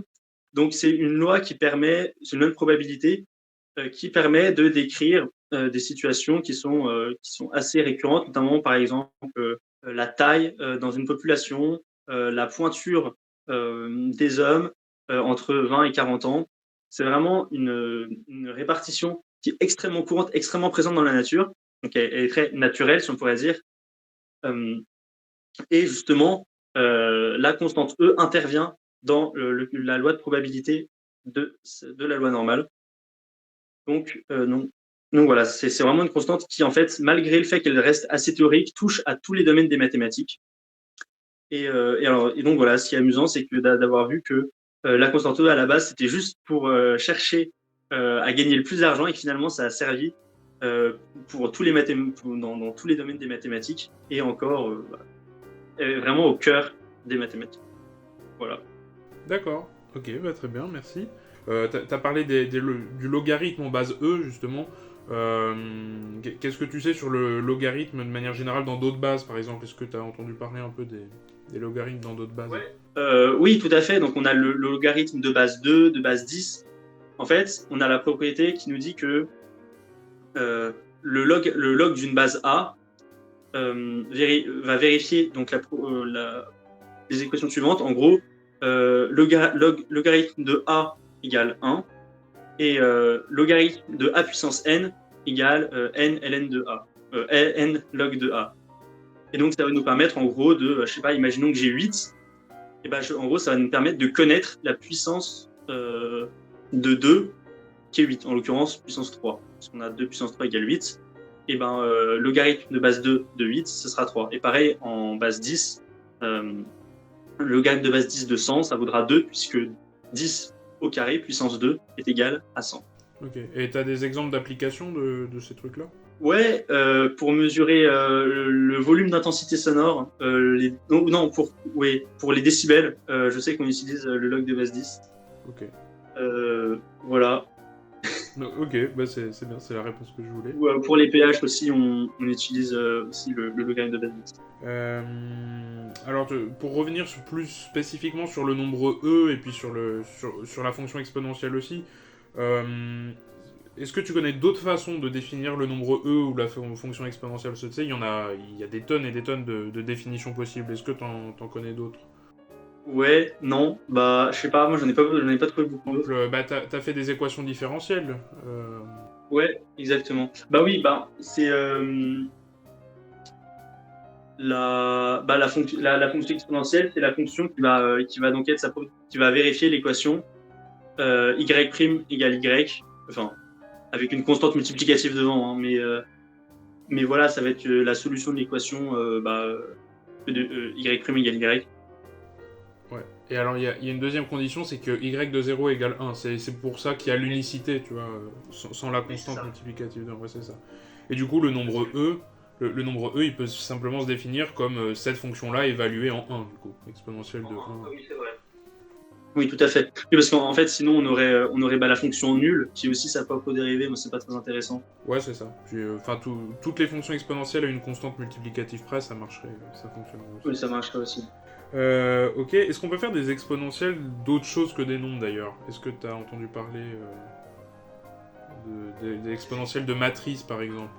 Non, bah, je crois que j'avais vu une vidéo dessus, mais vraiment, vraiment non. Bah, j'ai regardé. Ouais, parce qu'en fait, tu fais maths experte. Oui, je fais maths expert. En fait, tu peux aussi, à la place de mettre un nombre dans tes définitions, avec la somme par exemple qui a été découverte par Euler, cette somme-là, à la place de mettre un nombre, tu mets des matrices. Puis du coup, c'est bien défini parce que les matrices, ça existe, les puissances de matrices. Enfin, si c'est des matrices carrées, évidemment, il faut que tes matrices soient carrées. Oui. Tu mets des matrices carrées, tu les divises par la factorielle de k, ça c'est pas un problème. Tu divises par un nombre, une matrice, ça divise tous les coefficients. Puis en fait, à la fin, ça converge, en fait. Ça converge vers une certaine matrice. Puis en fait, c'est ce qu'on appelle l'exponentielle matrice. Ah oui, ok. Donc il y a des fonctions de C qu'on peut aussi mettre pour les matrices. Ok, bah, je savais pas. Ouais. Ouais, c'est un truc un peu bizarre. Du coup, tu peux faire ça aussi avec des fonctions aussi, parce que ça aussi, tu verras plus tard qu'une matrice, tu peux lier ça avec des fonctions. Enfin, une matrice, une fonction, réciproquement. Mais enfin voilà, c'est juste culturel pour moi si t'en avais entendu parler. Et puis, ouais, tu m'as parlé aussi un peu de l'irrationalité de E, qu'on t'avait demandé aussi une preuve de l'irrationalité de E. Est-ce que tu t'as entendu parler aussi de ce qu'était un nombre algébrique ou un nombre transcendant? Ouais, exactement. Bah, E, c'est justement un nombre transcendant. Ça veut dire que il n'est pas racine d'un polynôme à coefficient rationnel. Voilà. Et donc, c'est un côté intéressant. C'est assez compliqué, c'est assez difficile à démontrer. Je crois peut-être avec le critère de Liouville, on peut y arriver. Mais honnêtement, c'est vraiment dur en terminale. Enfin, c'est pas du tout du niveau de terminale. Non, je pense que j'ai fait le tour des questions que j'avais à te poser. En tout cas, c'est bien, t'es bien renseigné du coup sur le sujet. Pour le commentaire que je peux faire, j'ai pas grand chose à dire. Hein. Juste des petits trucs de rigueur que j'ai pu noter. Alors ça, c'est ce que je vais dire, c'est à vérifier, mais il me semble que on prononce Bernoulli. T'as pas de i devant les deux L, donc il me semble que c'est Bernoulli qu'on prononce. Ok, bah désolé. Puis j'ai noté aussi, par exemple, tu dis que ln de x, c'est une primitive de 1 sur x. Alors déjà, je sais pas si t'as dit une primitive ou la primitive, ça j'ai pas noté. Oui, c'est Mais ouais, c'est bien une primitive. une primitive. Je sais plus. C'est valeur absolue. Désolé, j'ai pensé à ça aussi. Ouais, sinon effectivement, il faut que tu précises sur quel domaine de définition. Et puis, enfin, surtout moi, ce que j'ai noté, ce qui me pose problème surtout, c'est le fait que c'est pas ln de x, c'est ln. Là, il faut que tu dises que ln, c'est une primitive de la fonction inverse. Parce que dès que tu mets j'ai le dit ça, x, autant pour moi. tu vois, dès que tu mets Oui, le oui. x, c'est plus une fonction, c'est un nombre. Oui, c'est la valeur. Oui, autant pour moi. Non, ok, oui, bien sûr, je comprends tout à fait. Ouais, j'ai mis les nombres au lieu de mettre la fonction. Désolé. Non, mais c'est pas grave, ça c'est juste du chipotage de. Non, c'est pas du tout du chipotage. C'est moi qui me suis embrouillé. Mais voilà, c'est tout ce que j'ai noté, puis sinon c'est pas mal du tout. Hein. C'est pas mal du tout. Allez, je te mets 17. Ok, ça va. Parce que voilà, globalement c'était bien. Ouais, non, mais c'était bien. Si j'ai fait des fautes, si j'ai dit que ln de x c'était une primitive, non, ça va pas du tout. Ouais, c'est ça. Si c'était parfait, j'aurais mis 20 si j'avais absolument rien à redire. Ouais, non, mais ok, si j'ai dit n'importe quoi, bah ouais, pas de soucis. Ok. Bon, bah merci en tout cas pour ta participation, hein, puis bon courage. Bah merci, je t'en prie. Pour le vrai grand oral. Eh bien, on est en compagnie donc de Guénolé. Guénolé, comment tu vas? Je vais bien. Donc, tu es en terminale, spé maths notamment, et puis tu vas passer ton grand oral très bientôt. Guénolé, tu as une chaîne YouTube aussi, tu fais du scratch sur YouTube, c'est bien ça? Exactement. Donc ta chaîne J'ai une chaîne Zorb06, voilà, avec ton magnifique logo, que je mettrai évidemment en description, donc n'hésitez pas à aller voir son contenu, c'est du beau travail. En mathématiques, donc, ton grand oral, ça traite de quel sujet? Alors, la problématique, c'est peut-on trouver des fonctions dont la dérivée de la réciproque est une fonction involutive? La tête explose déjà. Bah écoute, pourquoi pas, très bon sujet.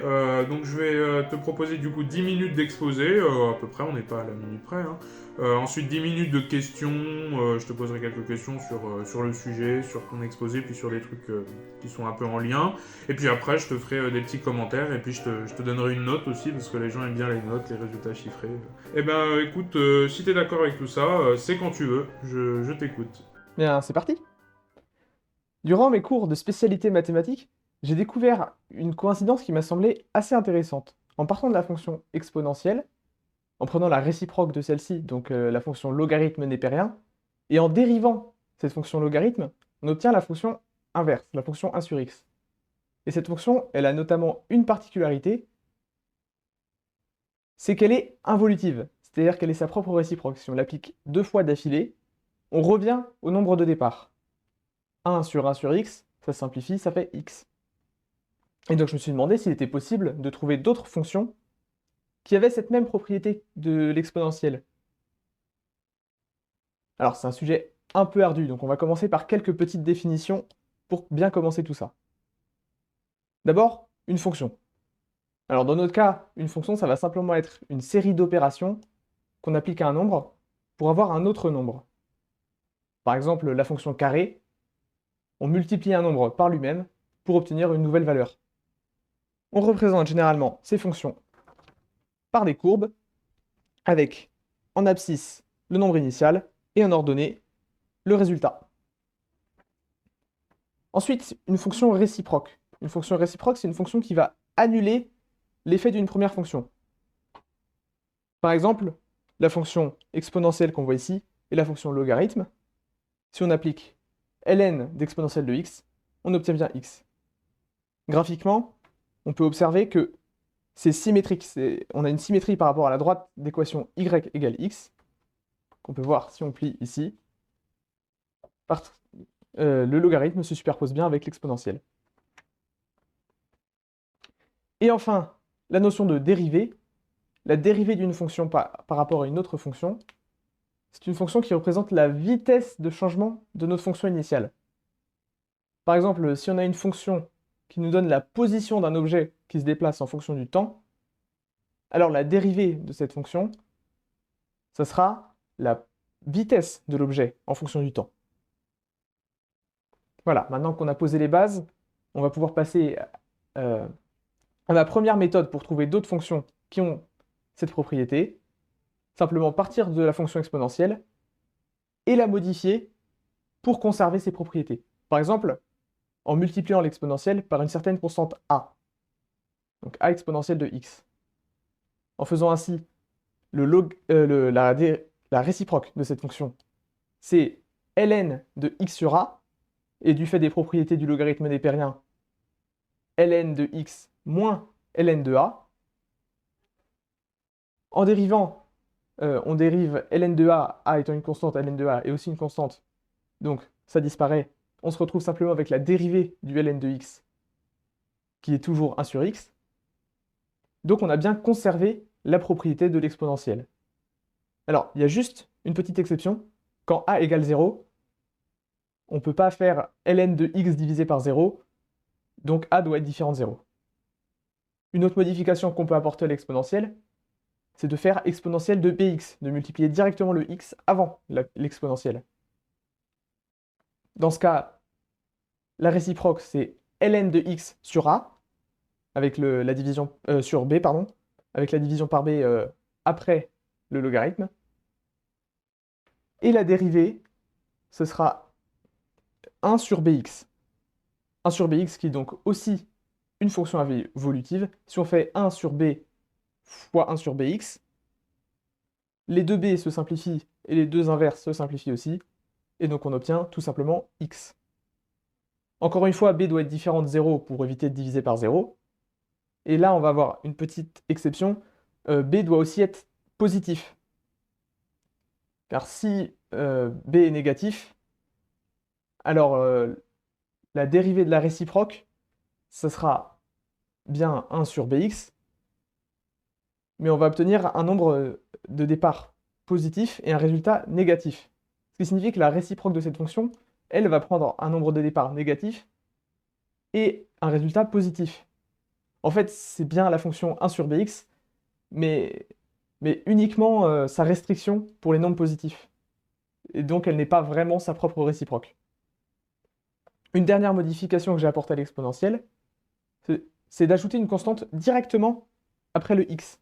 Faire exponentielle de x plus c.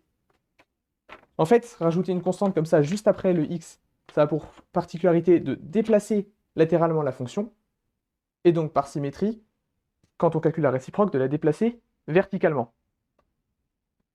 Et la déplacer verticalement, ça revient à ajouter une constante. Et juste avant de dériver, rajouter une constante, ça n'a aucune influence. Donc on se retrouve toujours avec 1 sur x.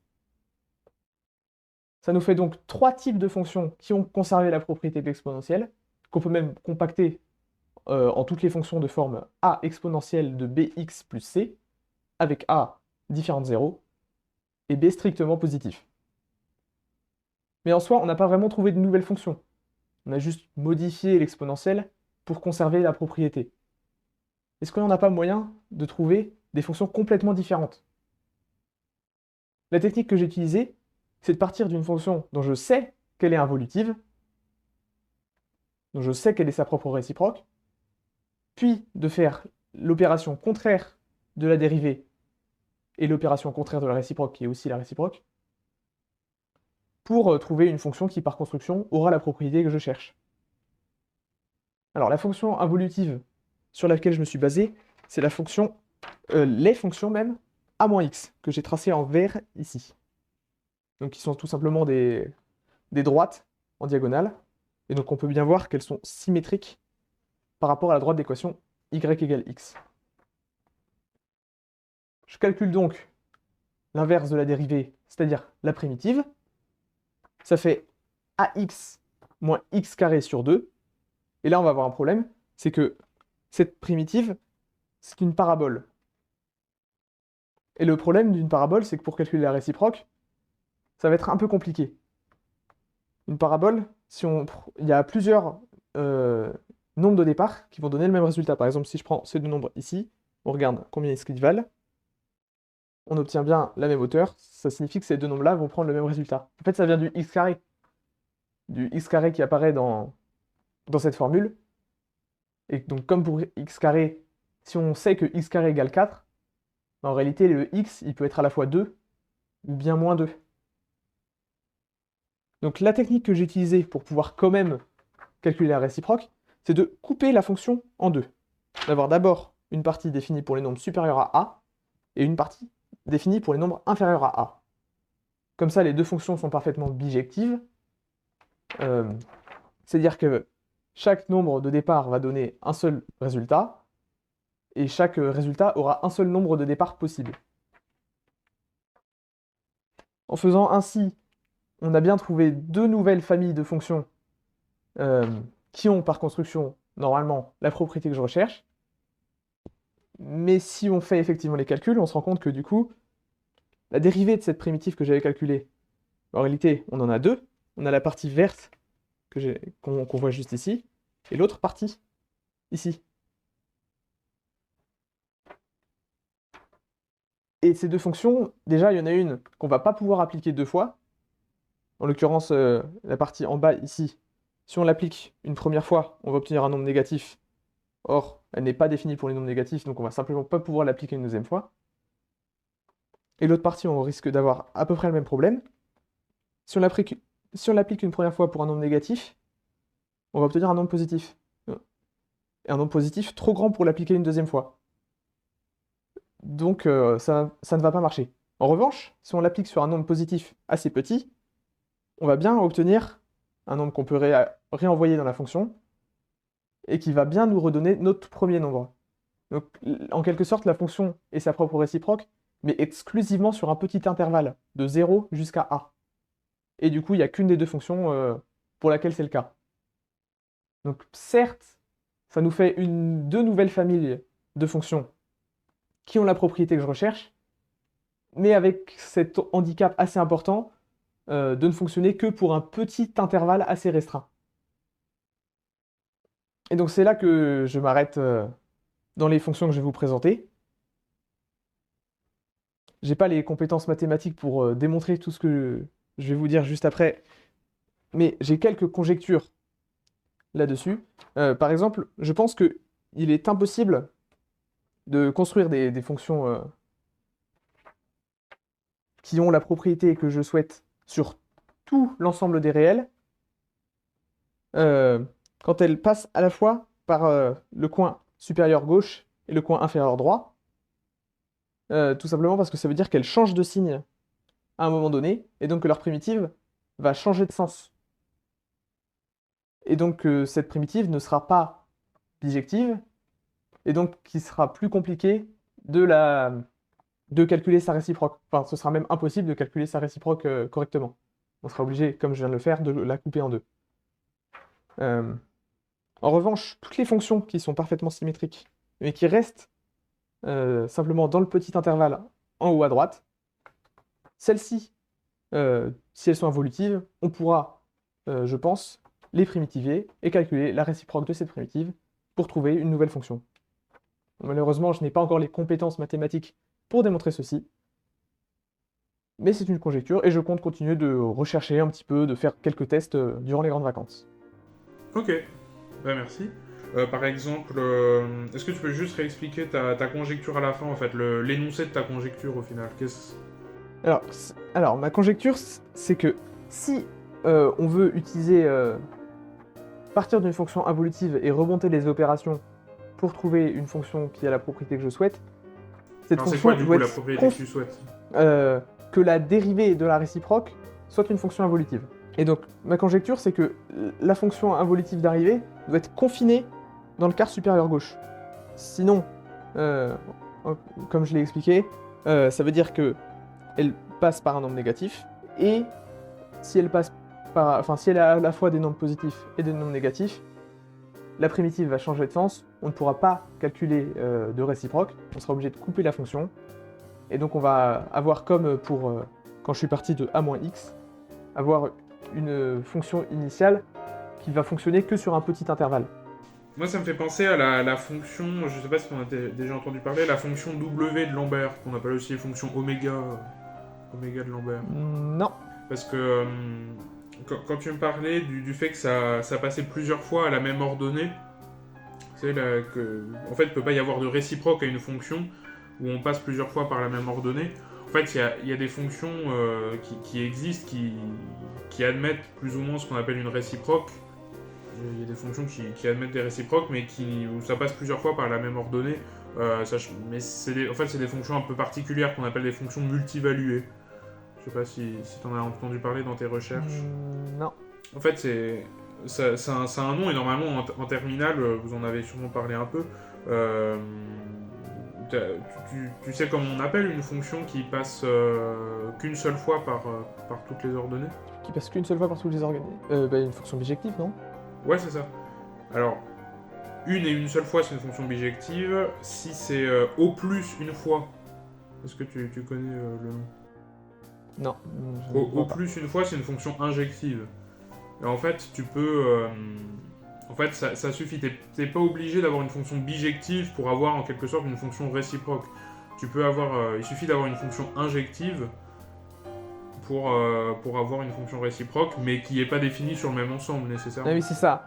Oui, donc en fait, ça correspond un peu au cas où on avait justement a-x qui était défini comme la dérivée de juste la moitié de la parabole.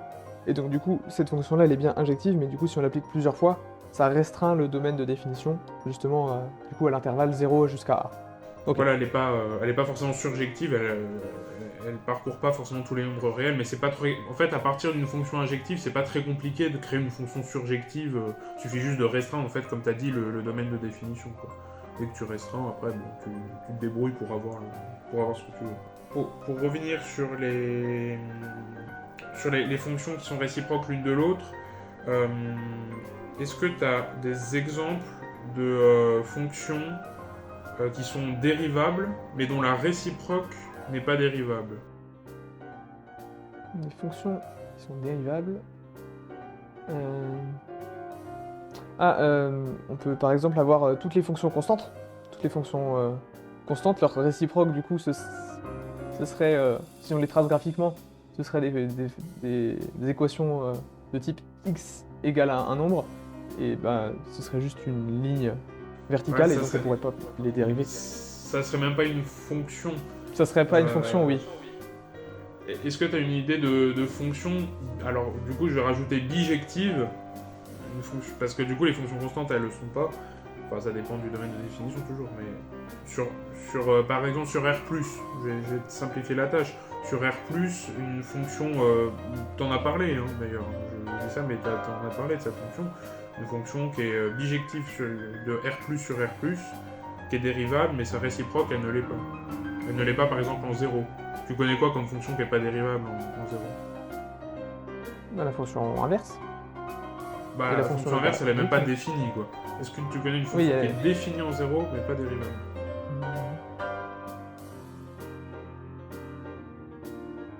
À part faire une fonction par morceau, j'ai pas trop d'idées, non?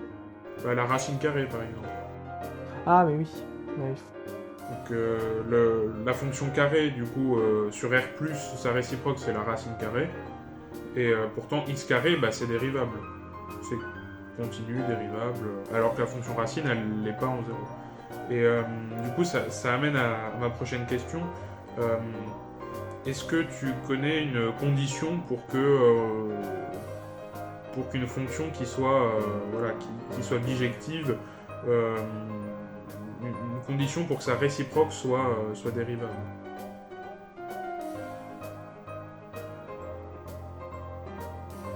Si tu t'inspires, alors je vais essayer de te guider, mais si tu t'inspires de la fonction carrée justement en 0, qu'est-ce qui se passe pour la dérivée de la fonction carrée en 0? Bien, elle est nulle. Elle est nulle.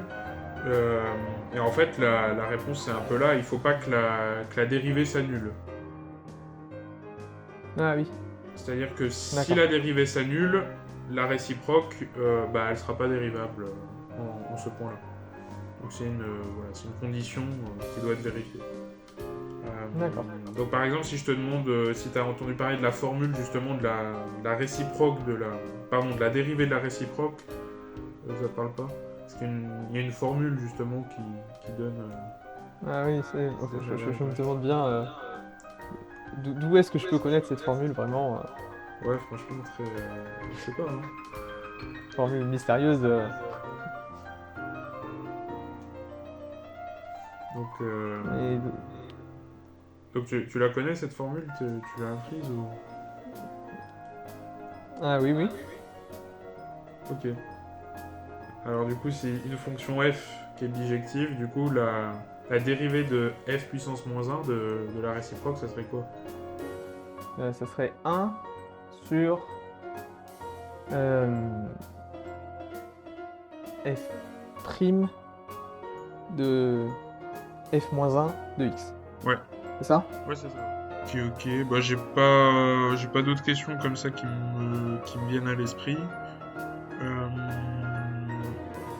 Donc du coup, ouais, c'était bien, c'est intéressant. Donc je te fais quelques petits commentaires de petits trucs que j'ai pu remarquer. Ouais, bien sûr. C'est juste des petits points de rigueur, notamment quand tu parles de dérivée, tu as utilisé cette phrase, tu as dit que c'était la vitesse de changement de quelque chose, je sais plus ce que tu as dit après, mais la vitesse de changement. Ouais, j'ai Donc peut-être dit ça comme ça, ouais. Donc la vitesse de changement, du coup, ça serait plutôt l'accélération, du coup, la vitesse de changement, la vitesse de variation, en fait. Ouais. Ou que la dérivée, c'est 1 sur bx, ou que la fonction, c'est 1 sur bx. Pense toujours que on sait pas ce que c'est que la variable, tu vois. Quand on parle d'une fonction, on dit toujours c'est la fonction qui a x associe 1 sur bx ou x associe 1 sur bx. Enfin, c'est du chipotage, mais c'est quand même important. Donc du coup, s'il faut une note, je te mets 17 du coup. C'était intéressant, c'était bien Pas amené. mal. Juste sur les questions, bon, il y a pas mal de choses, du coup, j'ai essayé de te guider. Ouais, T'as un peu ramé sur les questions, mais elles étaient pas les faciles. questions, j'ai pas trop. Ouais. Il manquait les questions du jury naïf, en fait, justement. Il me fallait Ouais, des bah, questions du prof d'histoire, moi. ouais. Oh, ben merci. Eh bien, on est en compagnie de Samuel. Samuel, tu vas bien? Bonjour, ça va bien et toi? Bah écoute, ça va super. Donc t'es en terminale, tu fais l'aspect maths, tu fais maths experte aussi en option, et donc t'as un grand oral de mathématiques naturellement que tu passes dans quelques jours. C'est quoi ton sujet déjà, ta problématique? Alors moi j'ai fait un sujet qui est quand même très axé sur les maths et des maths appliquées, qui sont comment les maths peuvent-elles prévoir l'avenir. Ok, très bien. Bah écoute, quand tu te sens prêt, moi je t'écoute et je te laisserai donc sur 10 minutes d'exposé, puis ensuite 10 minutes de questions, et puis ensuite je te ferai un petit commentaire, je te mettrai une note aussi. Donc vas-y, quand tu veux. Eh bien bonjour, dans la célèbre série Fondation de l'auteur de science-fiction Isaac Asimov, est introduite une sorte de nouvelle science de pseudo-science qui s'appelle la psychohistoire. Alors la psychohistoire mêle mathématiques, sociologie, histoire, mais elle se base quand même sur des mathématiques réelles, bien qu'elle soit une pseudo-science. Ainsi, on retrouve des concepts mathématiques comme des statistiques, des dérivés, de l'analyse. Dès lors, se pose la question, est-ce que comme dans le roman Fondation d'Isaac Asimov, pouvons-nous utiliser les mathématiques dans notre monde réel pour prévoir, voire même prédire l'avenir? Pour cela, nous allons utiliser différents outils. Dans un premier temps, nous utiliserons les suites et leurs limites, puis ensuite les probabilités et les lois, notamment les lois binomiales. Enfin, nous verrons les différentes limites de ces modèles mathématiques et peut-être comment les améliorer. Donc, dans un premier temps, parlons des suites et des limites de suite qui sont utiles à la modélisation, notamment de population, ou peut-être, par exemple, l'accumulation de richesses. Alors, il existe différents types de suites, notamment les suites arithmétiques et les suites géométriques. Alors, déjà, qu'est-ce qu'une suite, me direz-vous? Eh bien, une suite, c'est une succession de nombres ordonnés selon une certaine règle.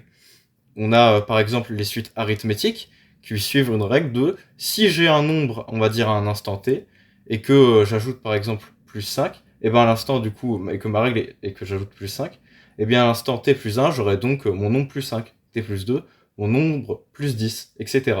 On peut par exemple, parler de l'évolution d'une population. Donc imaginons que à l'instant 0 on a 5000 individus, eh bien on imagine que toutes les années on a 1000 individus en plus. Donc à la première année on aura 6000 individus et à la 10e année j'en aurai 15 000. Ici on est donc face à une croissance de type linéaire. Mais il existe d'autres types de croissance, comme par exemple une croissance exponentielle. C'est là qu'interviennent les suites dites géométriques. En soi, elles suivent le même principe que les suites arithmétiques. On a donc une succession de termes qui suivent une règle précise. À part que cette fois-ci, au lieu d'ajouter un terme tous les certains temps, on va multiplier notre terme par un autre. Donc, un exemple vaut mieux que 1000 explications. Imaginons qu'on a une population de bactéries de 100 individus et que toutes les heures, la population est multipliée par 2. Eh bien, à la première heure, j'aurai 200 individus et à la 5e heure, j'aurai 3200 individus. On est donc ici face à une croissance exponentielle, car le nombre d'individus est peut-être certes très bas au début, mais celui-ci explose au fur et à mesure du temps. Ce principe d'ailleurs, on va dire, d'explosion et de grandissement nous amène la question suivante.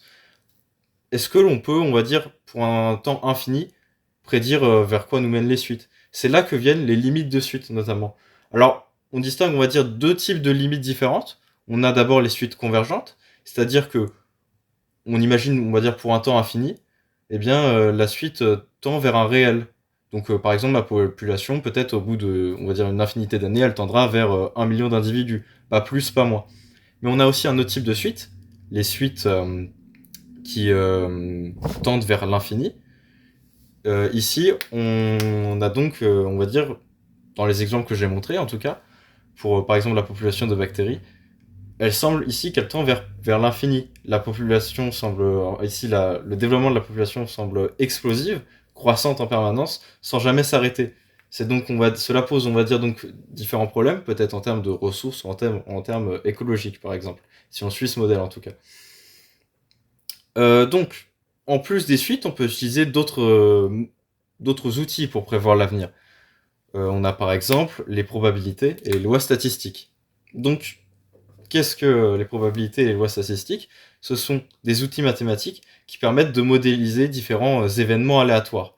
On a par exemple comme outil mathématique la loi binomiale.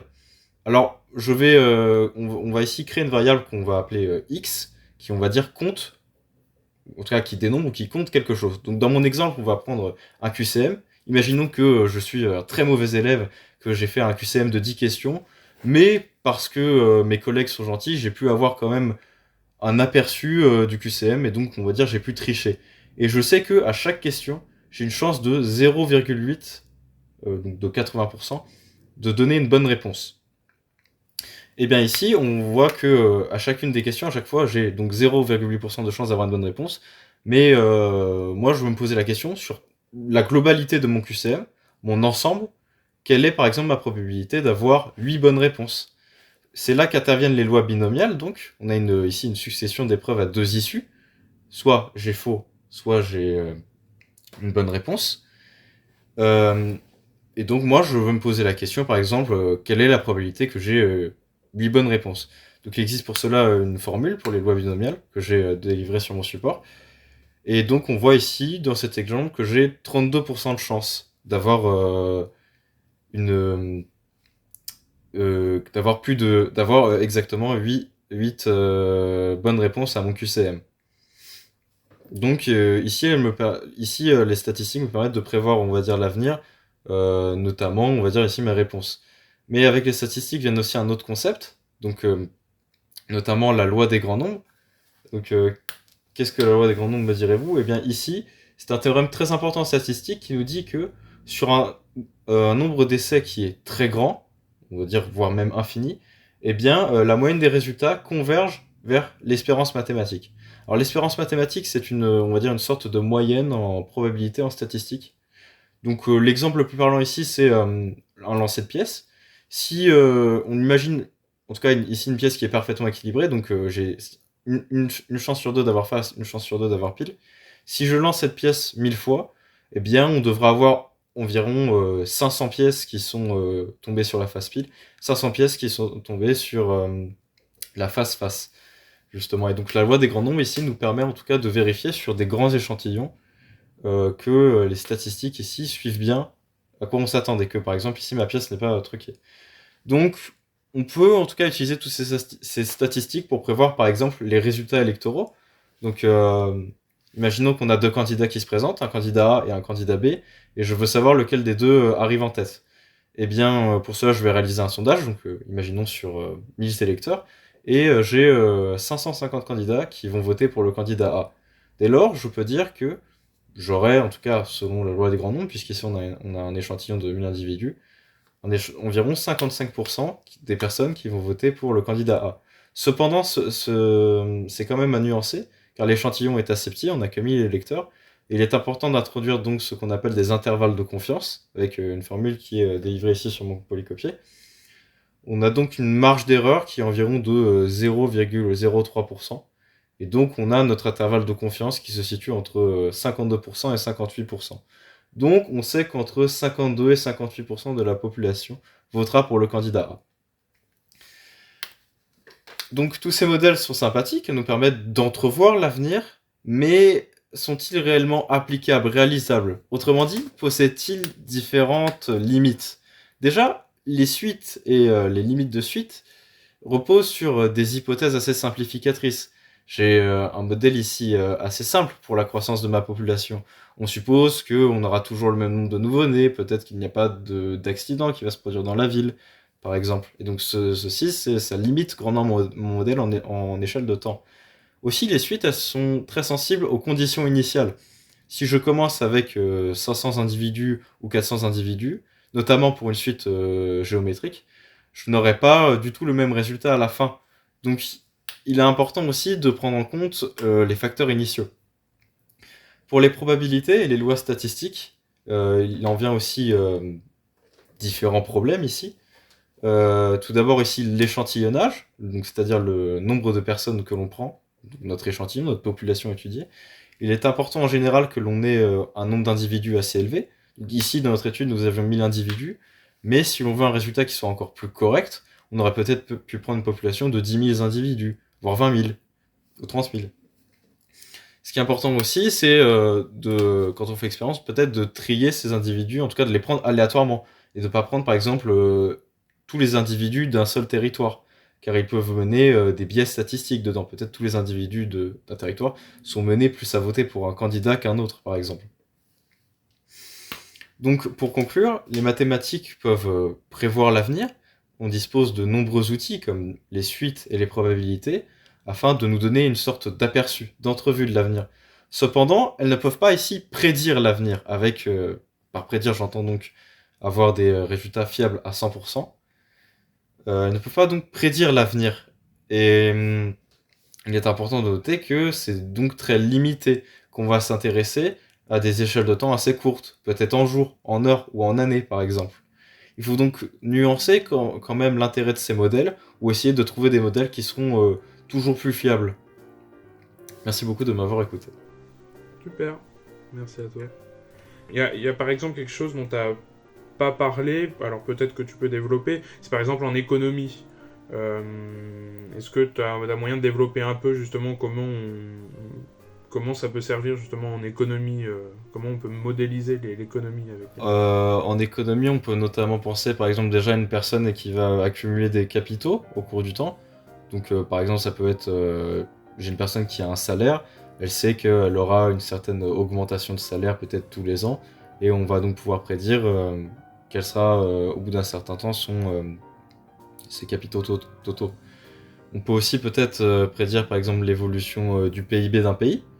On sait quelle est la croissance du pays, donc je peux dire qu'environ toutes les années j'aurai par exemple une croissance du PIB de 2%, donc le PIB, on va passer peut-être de 10 milliards à 10,5 milliards par exemple.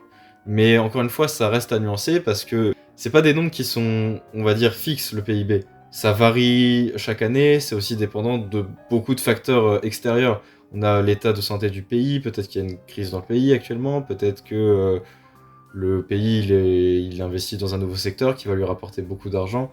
Donc, juste rester sur, on va dire, cette évolution assez simple, ce modèle assez simple, encore une fois, ça pose beaucoup de limites. Ouais, totalement. Et puis il y a aussi en météorologie par exemple. Je pense à la météorologie, je sais pas si t'as eu l'occasion de faire des recherches un peu là-dessus, comment modéliser ça. J'y avais pensé, on en a même un peu parlé en classe de la météorologie et de la climatologie, notamment. La météorologie, je sais qu'on peut les représenter avec des équations différentielles. Normalement, alors c'est un théorème qui était quand même assez connu, dont j'ai plus le nom. Et ce qui était particulièrement intéressant, c'est que c'était très dépendant des variables initiales. Si on change un tout petit peu notre variable initiale en météorologie, on peut se retrouver avec un résultat à la fin, au bout peut-être de plusieurs jours, qui est totalement différent. Si je commence, je sais pas, avec on va dire un nombre avec 0,5, j'aurai de la pluie, mais 0,49, j'aurai du soleil à la fin. Ça montre donc aussi que là, encore une fois, que c'est très important de faire attention à nos variables d'entrée. Ouais, exactement. Et tu sais comment elle s'appelle, cette théorie, justement, du fait de l'effet papillon? C'est un nom un peu... Oui, la théorie du chaos. Ouais, c'est ça. Et ouais, donc, ce que tu me dis, ça me fait aussi penser à une question que j'ai notée, donc tu as déjà un peu répondu plus ou moins, mais comment expliquer, du coup, que, par exemple, bon, là, on est en pleine période électorale, en pleine période législative, comment expliquer que, justement, des sondages ne suivent pas toujours la réalité, même si des fois, ça le suit un peu, dans les grandes lignes, mais pas toujours. Comment on peut l'expliquer, ça? Du coup, alors déjà, peut-être, en explication, on en a plusieurs. On a déjà en premier lieu peut-être faire que, en tout cas, quand on regarde un sondage, peut-être étudier la population qui a été sélectionnée, donc le nombre d'individus, quelle a été la méthodologie peut-être derrière l'expérience de sondage pour savoir quelle est l'intention de vote de l'individu, et donc aussi avoir peut-être, alors pas la localisation exacte, mais la position exacte des personnes qui ont été sondées. C'est assez évident, mais on n'aura pas, par exemple, si on demande à des électeurs de grandes villes comme Paris ou Marseille, on n'aura pas déjà les mêmes réponses entre eux, parce qu'ils ne vivent pas aux mêmes endroits, mais on n'aura peut-être pas les mêmes réponses que des électeurs qui vivent dans des zones peut-être un peu plus rurales. Donc voir, est-ce qu'on a par exemple un panel d'électeurs qui est très, très large dans plein de régions de la France, ou alors peut-être un panel d'électeurs qui se concentrait que sur l'Île-de-France par exemple. Ouais, c'est ça. Donc c'est un peu les défauts finalement de la modélisation en mathématiques, c'est qu'on peut avoir des biais statistiques en fonction effectivement de la méthode qui est utilisée. Puis tu as parlé aussi des événements dans un pays, il peut y avoir aussi des choses qu'on ne peut pas prédire. Un événement d'un seul coup qui va faire que la bourse va s'effondrer, c'est effectivement des choses qu'on ne peut pas toujours prévoir. Donc ouais, c'est un peu les défauts effectivement. Alors, j'ai encore 2 questions du coup qui deviennent un peu philosophiques, mais est-ce que tu penses qu'il y a finalement des maths qui ne permettent pas forcément de modéliser des choses de la vie réelle? Est-ce que finalement toutes les maths servent tout le temps à modéliser des choses? Ah, c'est une bonne question. Alors, en tout cas, en soi, l'origine des maths, c'était de modéliser des choses assez concrètes, assez réelles. Alors après, je suis pas expert dans le domaine, bien sûr, mais pour, on va dire, certains sujets de maths, peut-être par exemple, je sais pas, des espaces vectoriels à 43 dimensions, je sais pas trop si on peut les utiliser dans, on va dire, dans des principes, en tout cas, de modélisation de phénomènes dans la vraie vie. Après, j'imagine peut-être dans d'autres principes de maths appliquées, donc des maths appliquées peut-être à de l'informatique par exemple. Mais après, pour modéliser des phénomènes, je ne crois pas, je crois plus que c'est pour aider des outils qu'on a déjà, peut-être les rendre plus performants. Ouais, et puis du coup, ça me permet d'arriver sur ma dernière question, c'est est-ce qu'en fait, finalement, c'est le but des mathématiques de modéliser des choses? Tu as déjà un peu partiellement répondu, mais finalement, est-ce que c'est vraiment le but des maths de modéliser? C'est une bonne question, mais il y a plein de scientifiques qui ont toujours essayé de répondre à ça. Je sais qu'il y a un scientifique assez connu, un mathématicien assez connu qui avait dit que le but des maths c'était de manger des langoustes, je crois. C'était un ami du mathématicien Russell qui est très connu. Alors après les mathématiques, c'est vrai qu'en tout cas, il y a plein de gens ont toujours à travers l'histoire donné des interprétations différentes. Ça peut-être c'est un accès à la vérité, ça permet de modéliser des choses de la réalité. Au contraire, il y a des gens qui disent les maths ça sert à rien, c'est des noms, je comprends pas comment ça fonctionne. Donc il y a toujours eu des interprétations différentes. Après en soi les maths qui, on va dire, démontrent la réalité, en général on les traite plus sous le nom de maths appliquées à un domaine aujourd'hui que pure mathématiques. C'est vrai que les mathématiques aujourd'hui elles ont on va dire un penchant peut-être plus abstrait, qu'il faut peut-être réussir à comprendre ou peut-être pas aimer justement, qui font qu'elles sont moins appliquées, directement en tout cas appliquées à des phénomènes. Ouais, ok. Parce que est-ce que les maths, ça serait pas finalement la seule science en quelque sorte où on travaille que avec de l'abstraction? On travaille que avec de l'abstrait finalement. Après, en soi, peut-être que dans des domaines peut-être aussi plus physiques, par exemple, on travaille avec de l'abstrait, notamment peut-être en physique quantique. Par exemple, on peut parler des incertitudes ou d'autres phénomènes comme... j'ai plus le nom. D'autres phénomènes comme la superposition quantique, par exemple. On a une particule qui est entre 2 états, où c'est vrai que là aussi, c'est pas très intuitif, par exemple, de se dire j'ai une particule, elle est dans l'état A et dans l'état B. Donc l'exemple le plus connu, c'est le chat de Schrödinger. Par exemple, le chat est à la fois il est dans une boîte, il est à la fois mort et vivant. Là aussi, ça demande quand même une certaine abstraction pour comprendre. Pardon. Pour comprendre et modéliser le monde, on va dire. Ouais, ok. Maintenant, donc sur juste des commentaires que j'ai à faire, en fait, j'ai pas grand chose à dire. C'est juste peut-être la construction de l'oral, peut-être qui n'était pas assez claire, je trouve, ton plan. Enfin, j'avais un peu de mal à suivre. Après, je sais pas si c'était le cas de tout le monde. Moi, j'avais un peu de mal à suivre. On voyait pas suffisamment, je pense, les transitions entre les parties.